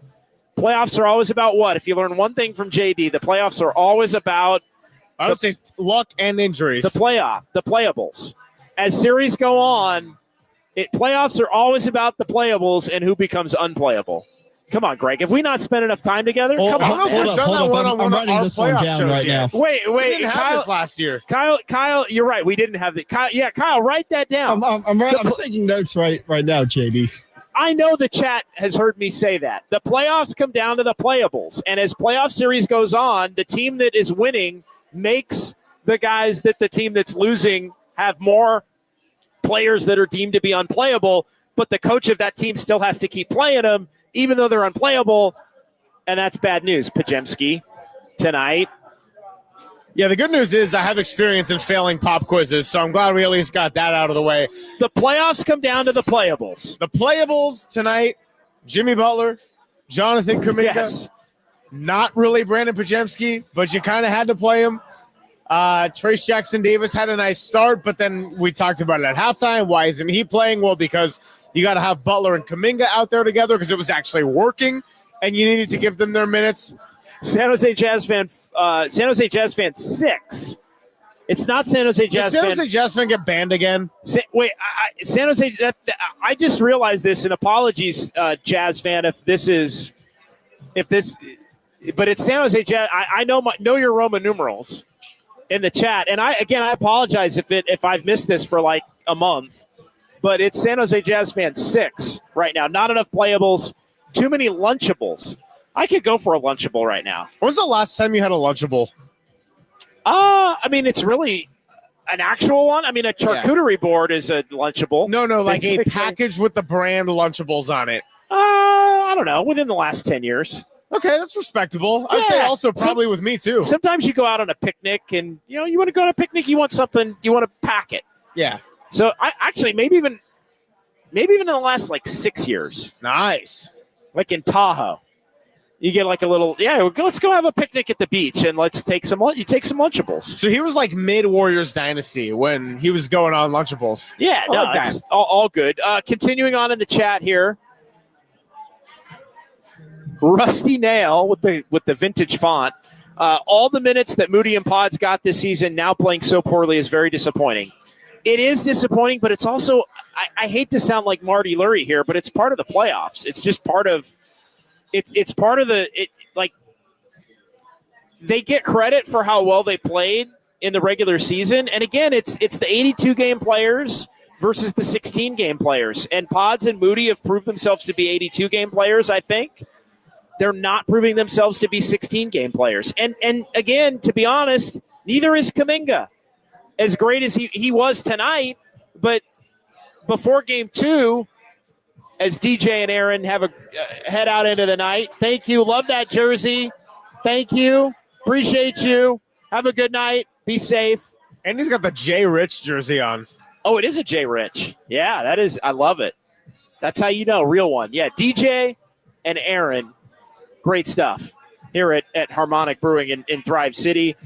It's disappointing, but here's the thing, and I hate to sound like I'm making excuses, Greg. You know this. I hate this. But here's the truth. The fact that we didn't know how the young players were going to play in a round 1, let alone a round 2, and what were the big question marks going into the playoffs for the Warriors? Would they get enough shot making from the others? Would they get enough shot making from the young players, specifically Podziemski and Moody? And whether or not they did or didn't was going to determine, in some ways, the future of the roster. How do you lose? Well, Steph Curry not playing is going to be part of it. Steph Curry getting injured, if the Warriors lose and the series is not over, it's only 2-1. What a difference 48 hours can make. We could be right here 48 hours from now talking about a 2-2 series and the Warriors have an action and Game 6 guaranteed and all of that. That's not out of the realm of possibility. Can the Warriors win 3 more games without Steph? I don't think so. I'm going to say that right now. Can they win 2 more games without Steph? I'm going to say it. I don't think so. Can they win Monday without Steph? Yes, they can win Monday without Steph. Can they go to Minnesota down 3-1? Minnesota lays an egg. The Warriors keep fighting and they win and come back for? Yes. They can. And we've seen the Timberwolves all year in the regular season lay down at home against inferior opponents, and that's what it would be up 3-1 if they get 2 big road wins out here in San Francisco. All that being said, to bring it back to Brandon Podziemski and Moses Moody, it's disappointing, but I don't think it should be I don't think it should be complete end-all be-all opinion of those players and their future altering. Yeah, I don't either. Sorry, I got distracted by the chat of Andis Brown. When's the last time the Warriors didn't make a 3 in the first half of a playoff game? 18 years, I believe, is the number that I had. 18 years ago? 18 years ago. So it was in the 2007 playoffs. Was it against Dallas or Utah? Don't know which game it was. Okay. I heard of the rumbling, 18 years. And then as far as not making a 3.5 at all, 2020. But again, I feel like that season only half counted. Got it. Yeah. Okay, and I actually have it here. The last time the Warriors did not make a three-pointer and led at the half, I have that note, was in November of 2013, not in a playoff game. They had not done it in the playoffs since 1997-98. Oh. Which was the first season play-by-play was officially tracked. The Warriors also did not make the playoffs in 97-98 or 96-97 or 95-96 or 94-95. So you can, in the play-by-play. I mean, the most recent time the Warriors made the playoffs as it relates to 98 was 94. Gotcha. So they went the long gap there in between 94 and we believe in 2007, where they didn't make the playoffs in any of those years. So, so there you go. The fewest three-pointers made by the Warriors in a first half of a playoff game since 97-98 was 98. You had it at San Antonio in April of 2018. They made one.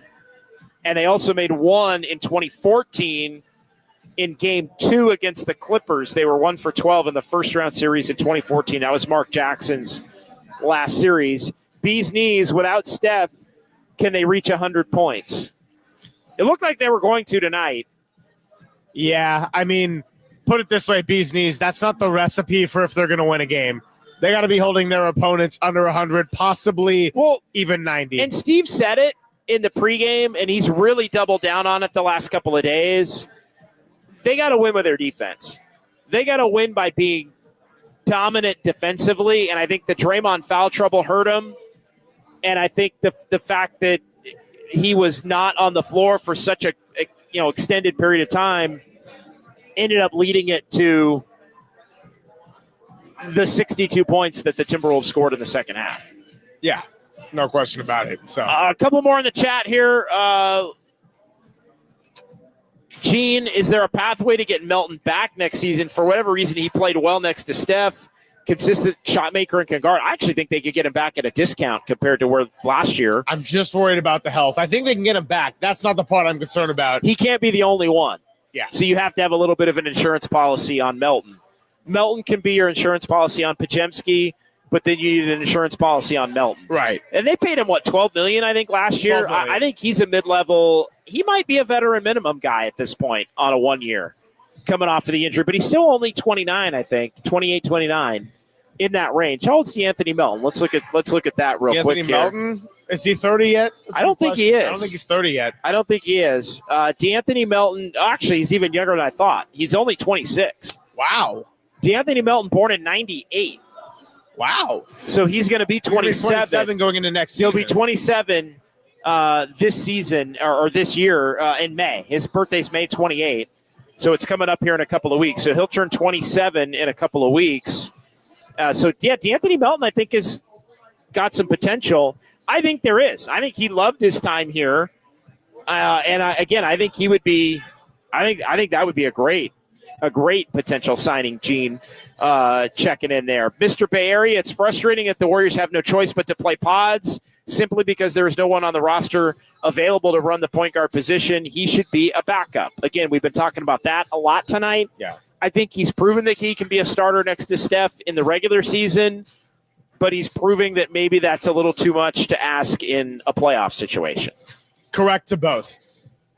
It's enough of a sample size now in the postseason to where he might not be a starter on a playoff team, even alongside a Steph Curry, a Draymond Green, a Jimmy Butler. And the reality is this, too. Steph Curry, Jimmy Butler, and Draymond Green could be great next year as a trio. They're also going to be a year older. 925 on the Golden State Lumber and Showroom text line. What's the deal with the half-court offense? Dribble, dribble, dribble. Pop is sitting at home asking, why aren't they passing the ball while the Wolves seem to have so many open threes? Well, the dribble, dribble, dribble was the fact that the Warriors aren't running their offense without Steph Curry. They were running an isolation-based offense where essentially Jimmy Butler and Jonathan Kaminga were taking turns as the isolators. And they were running some plays for Buddy Hield in addition to that. Continuing on here in the YouTube chat, joke's on you. If the Warriors' first championship, Kevin Love was out and Kyrie was hurt. Sometimes it's just the breaks. It sucks, but maybe it's not our season.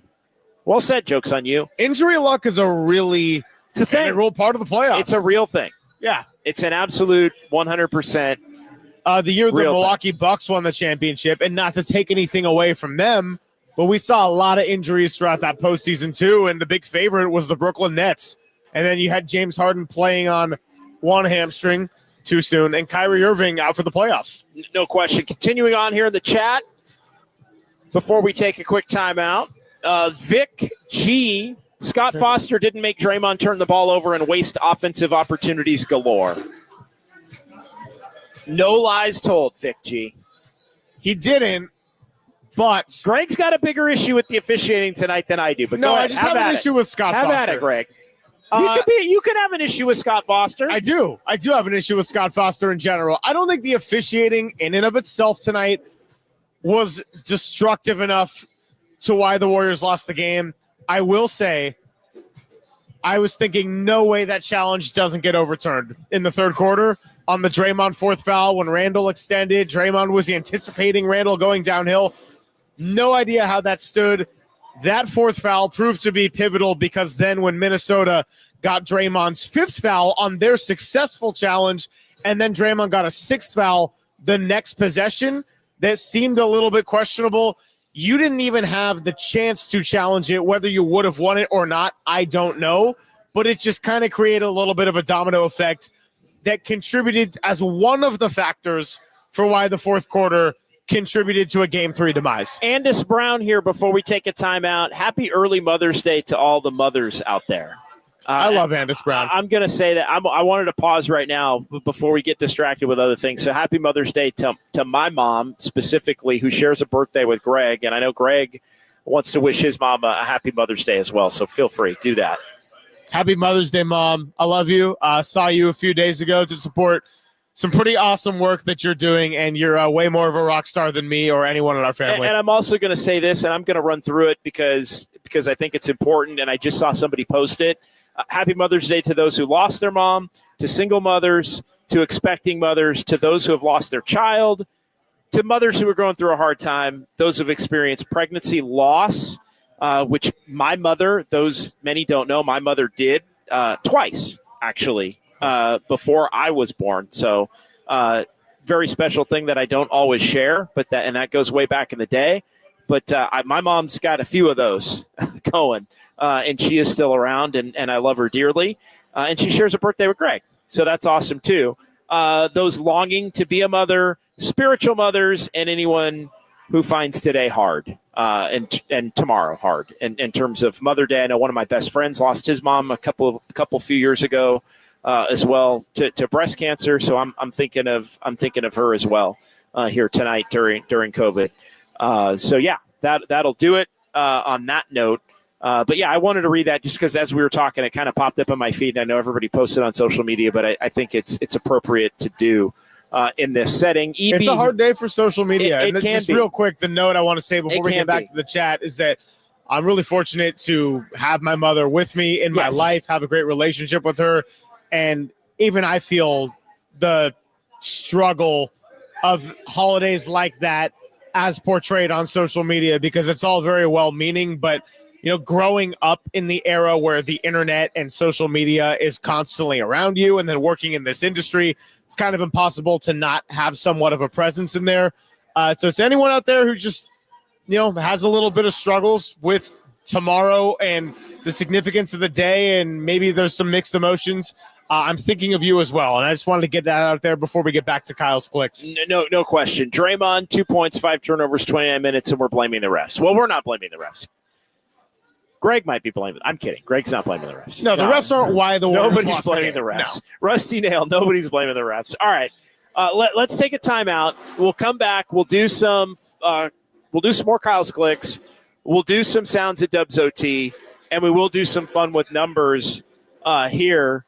And yeah, pour a little out for the moms who are no longer with us. We're definitely going to do that as well here as we continue on. All right, quick timeout.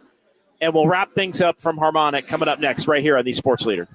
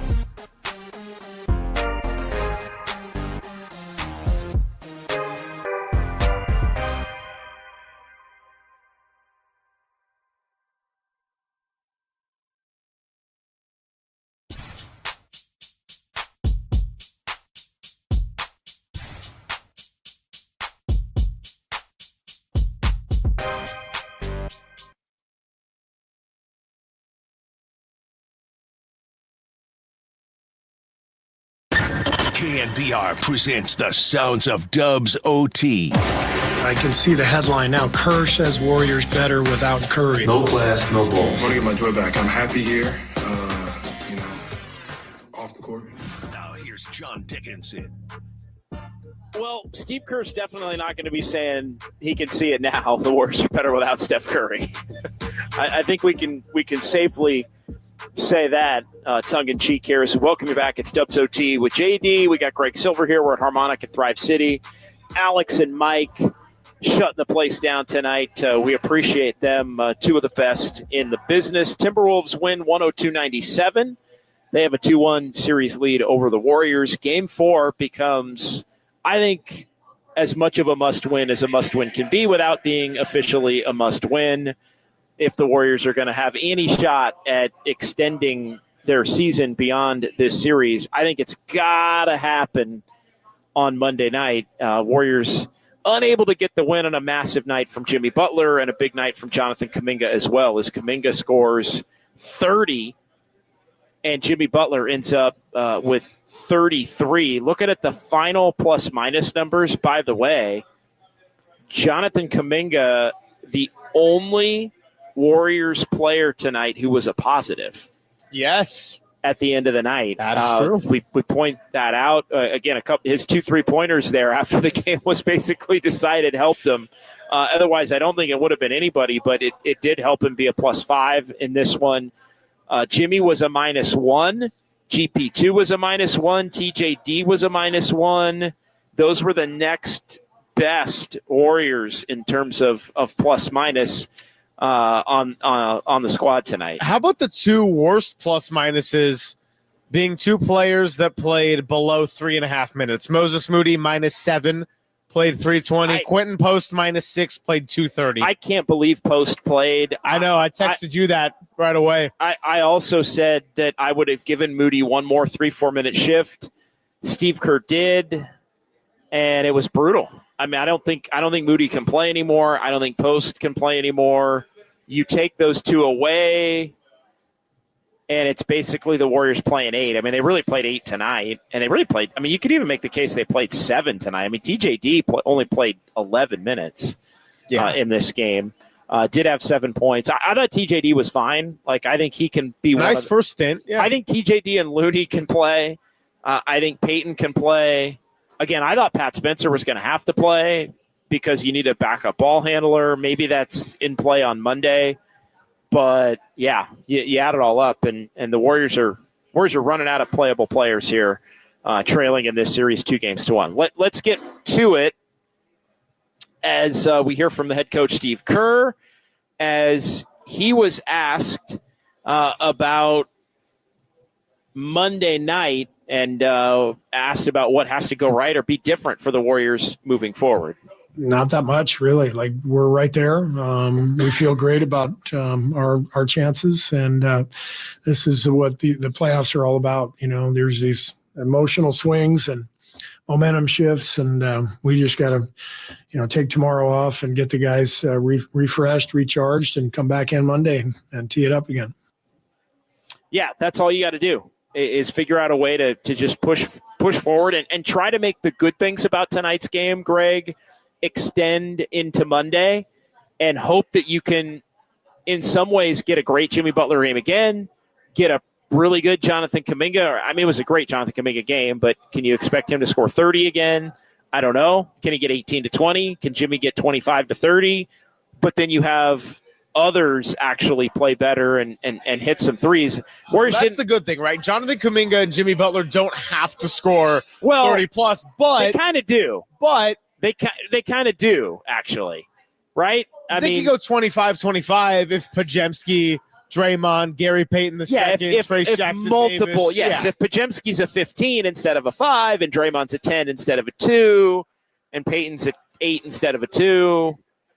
Yeah, then maybe it starts to be if Buddy Hield's a 20 instead of a 14. Right. Yeah, I mean, there are ways to kind of piece it together, but it starts with who were the Warriors' best 2 players tonight, which were Jimmy and Kaminga. Yeah, and if you're not going to get the support from the others, then they are going to have to score 30 plus. And unfortunately, as was the case tonight, it still wasn't enough.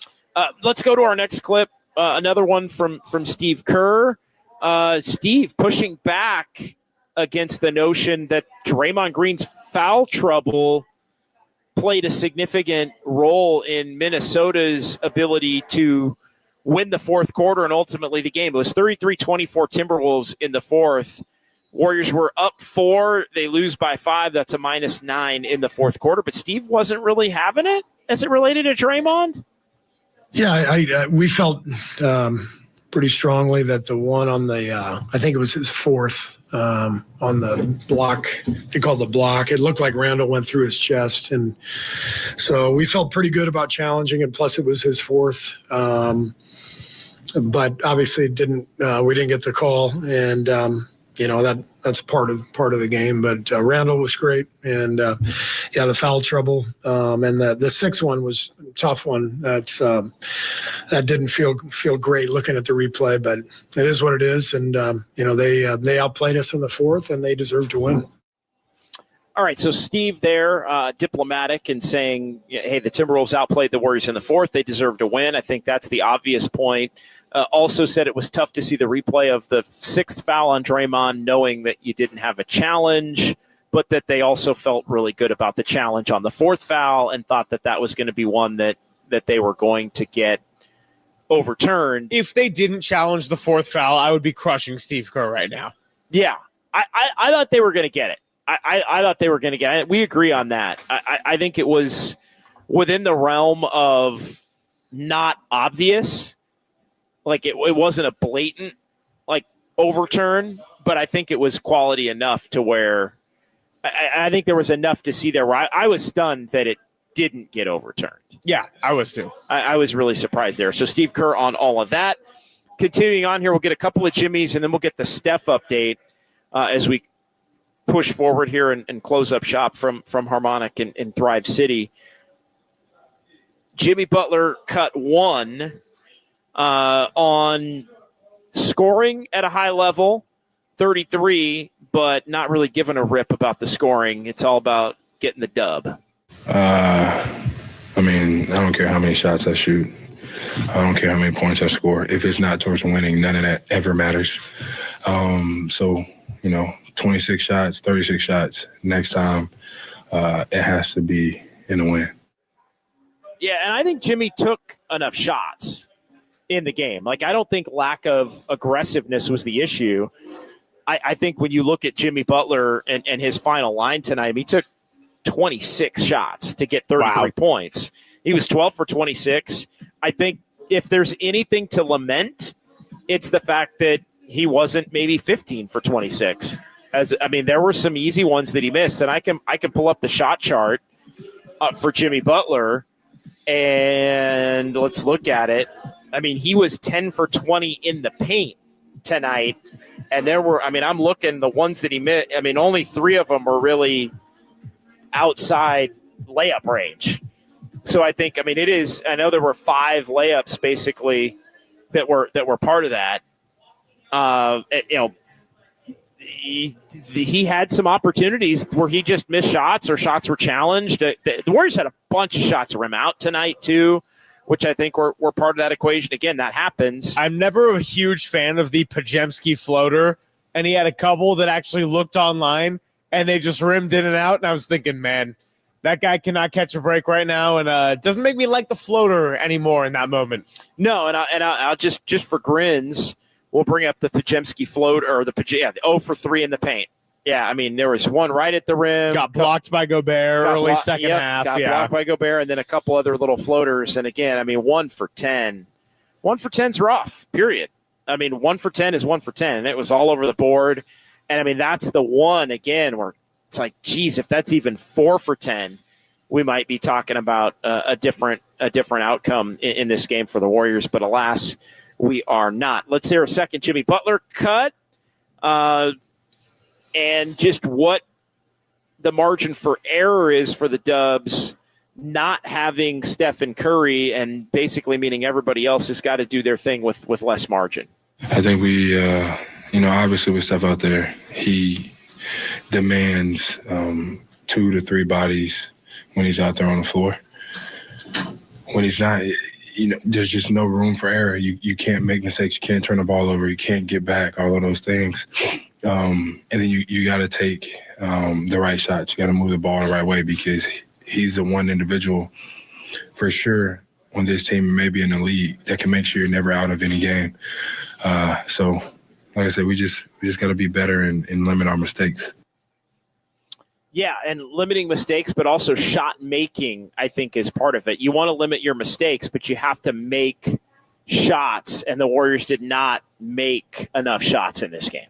No, they did not make enough shots, and Jimmy and Butler in particular really carried them, but even they were struggling to hit consistently in that fourth quarter, and the sources of offense were drying up. Anthony Edwards got going a little bit late, but it was a reminder at the end that one team had Anthony Edwards, Julius Randle, Jaden McDaniels, and the other team had Jimmy Butler, who was gassed, Jonathan Kaminga, who was gassed, no Draymond Green, no Steph Curry, a mighty struggling Podziemski, and a Buddy Hield that it's called hit or miss. One quick one. I'm just going to read this quote, and then we'll play the Shams clip, and we'll do some fun with numbers. We'll call it a night. Buddy Hield on the officiating tonight. We'll just read the quote. Everything didn't go our way tonight that we thought would go our way. I just don't understand the rules, says Buddy. Draymond is an all-world defensive player, and if a guy puts his forearm in your chest, it's automatic. They don't take that long. Nothing went Draymond's way today. We didn't get calls we were supposed to get. Jimmy got fouled a couple of times at the rim. So Buddy Hield unafraid to go in a little bit on the officiating tonight. I wouldn't be either if I was Buddy Hield. You got a great friendship with Jimmy Butler. You've been delivering in Game 1 and Game 7 of that Houston series, Game 1 of the Timberwolves series, I should say. And, yeah, you want to be on the good side of your players and go to bat for your guys while you got the chance. So, yeah, I will say this on the note of Draymond. I thought the fourth foul was really, really bad. I thought the sixth foul was certainly questionable, and it made the fourth foul worse in that they didn't have a challenge because that was unsuccessful. A lot of the fouls tonight on Draymond, I think, could have gone either way. The whole notion that Draymond Green was getting away with too much, as reported by Brian Windhorst, I was thinking, sometimes narratives change from game to game because tonight was not one of those nights where you're thinking, hey, man, Draymond's just getting away with a little bit too much. If anything, he got the short end of the stick on calls that could have gone either way. Without a doubt. Let's hear our final clip here before we get to fun with numbers and our final quick installment of Kyle's Clicks here in our final 5 minutes or so on Dubs OT.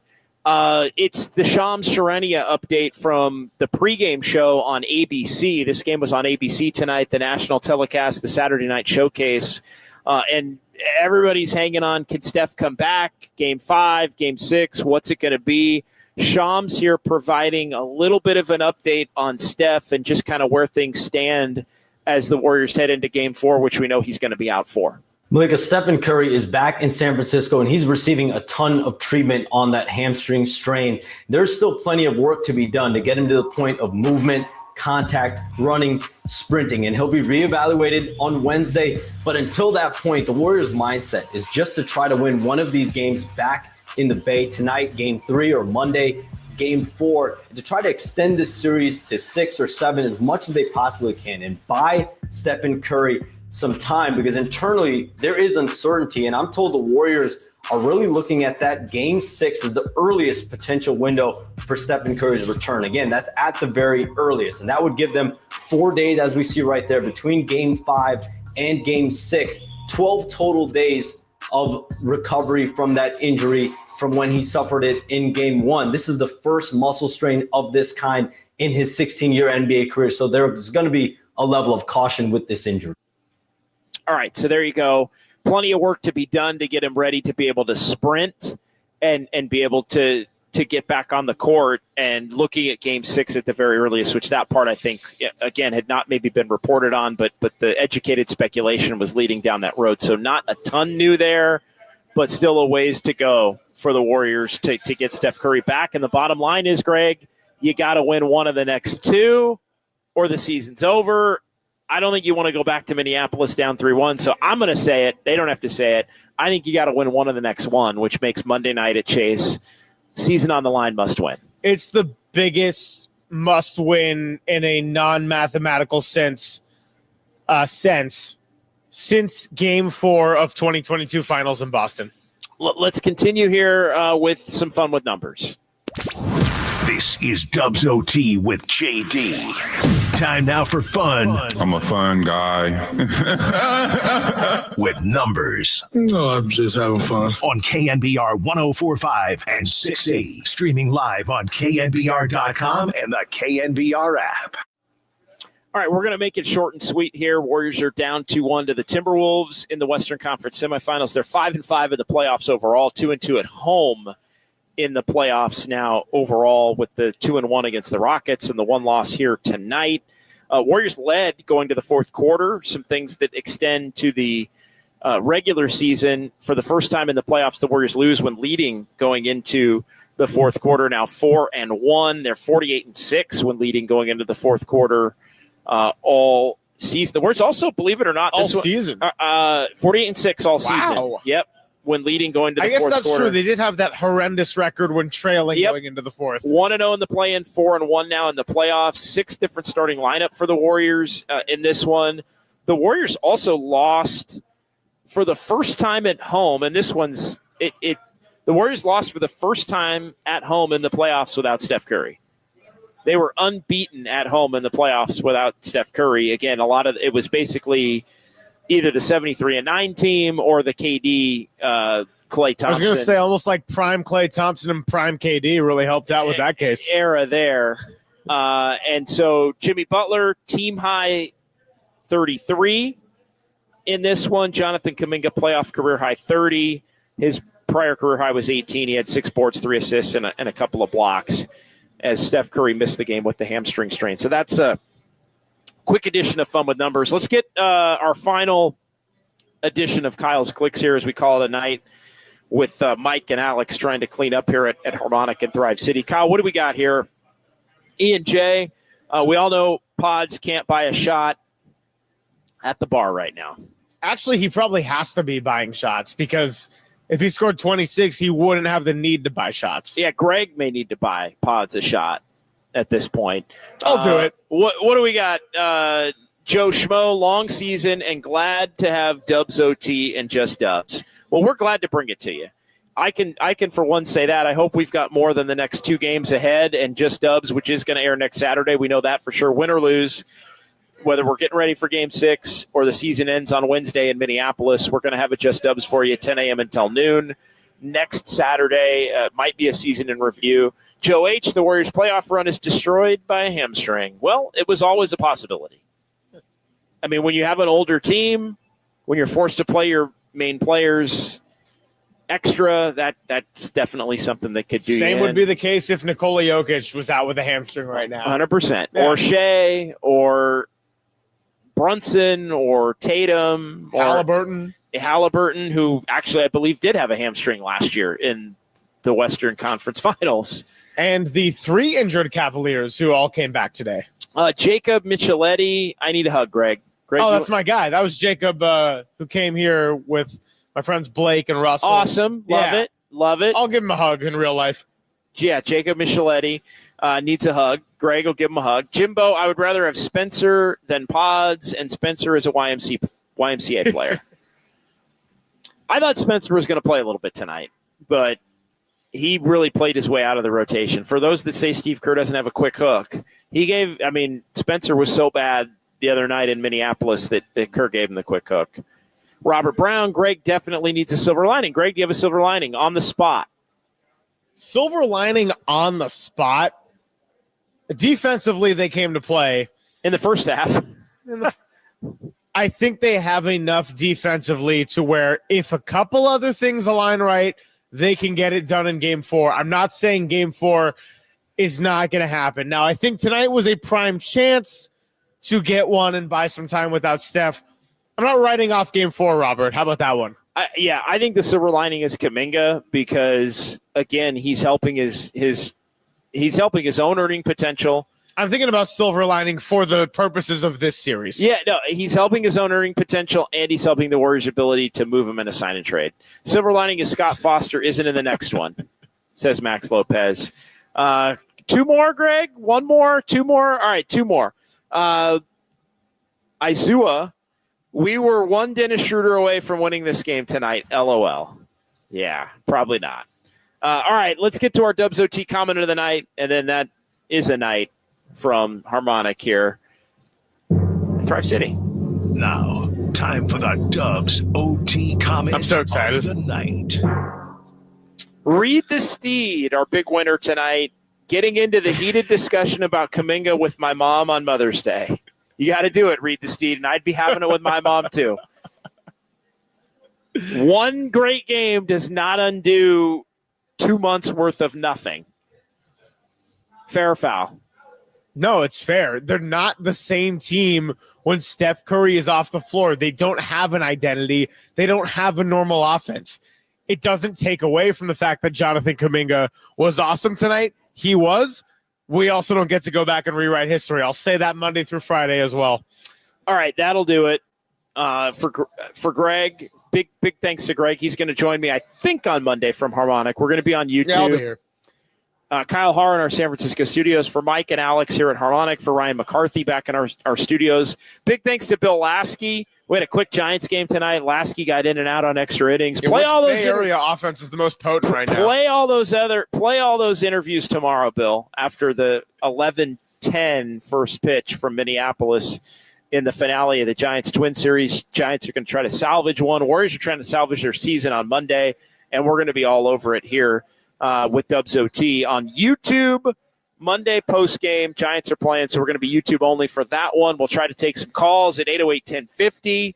We'll see if we can facilitate that. But for Greg and Kyle and Mike and Alex and everybody in the chat, it's the best chat in sports. We'll talk to you then. Warriors lose 102-97. Game 4 Monday. KNBR 104.5 and 680, the sports leader. It's created now 2 opportunities. Oh, my goodness! Anthony Edwards scrapes the sky and flushes it.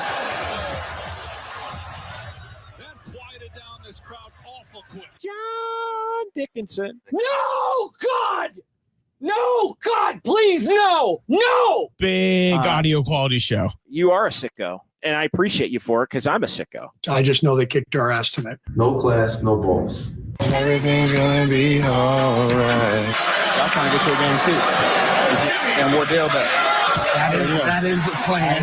That's the plan.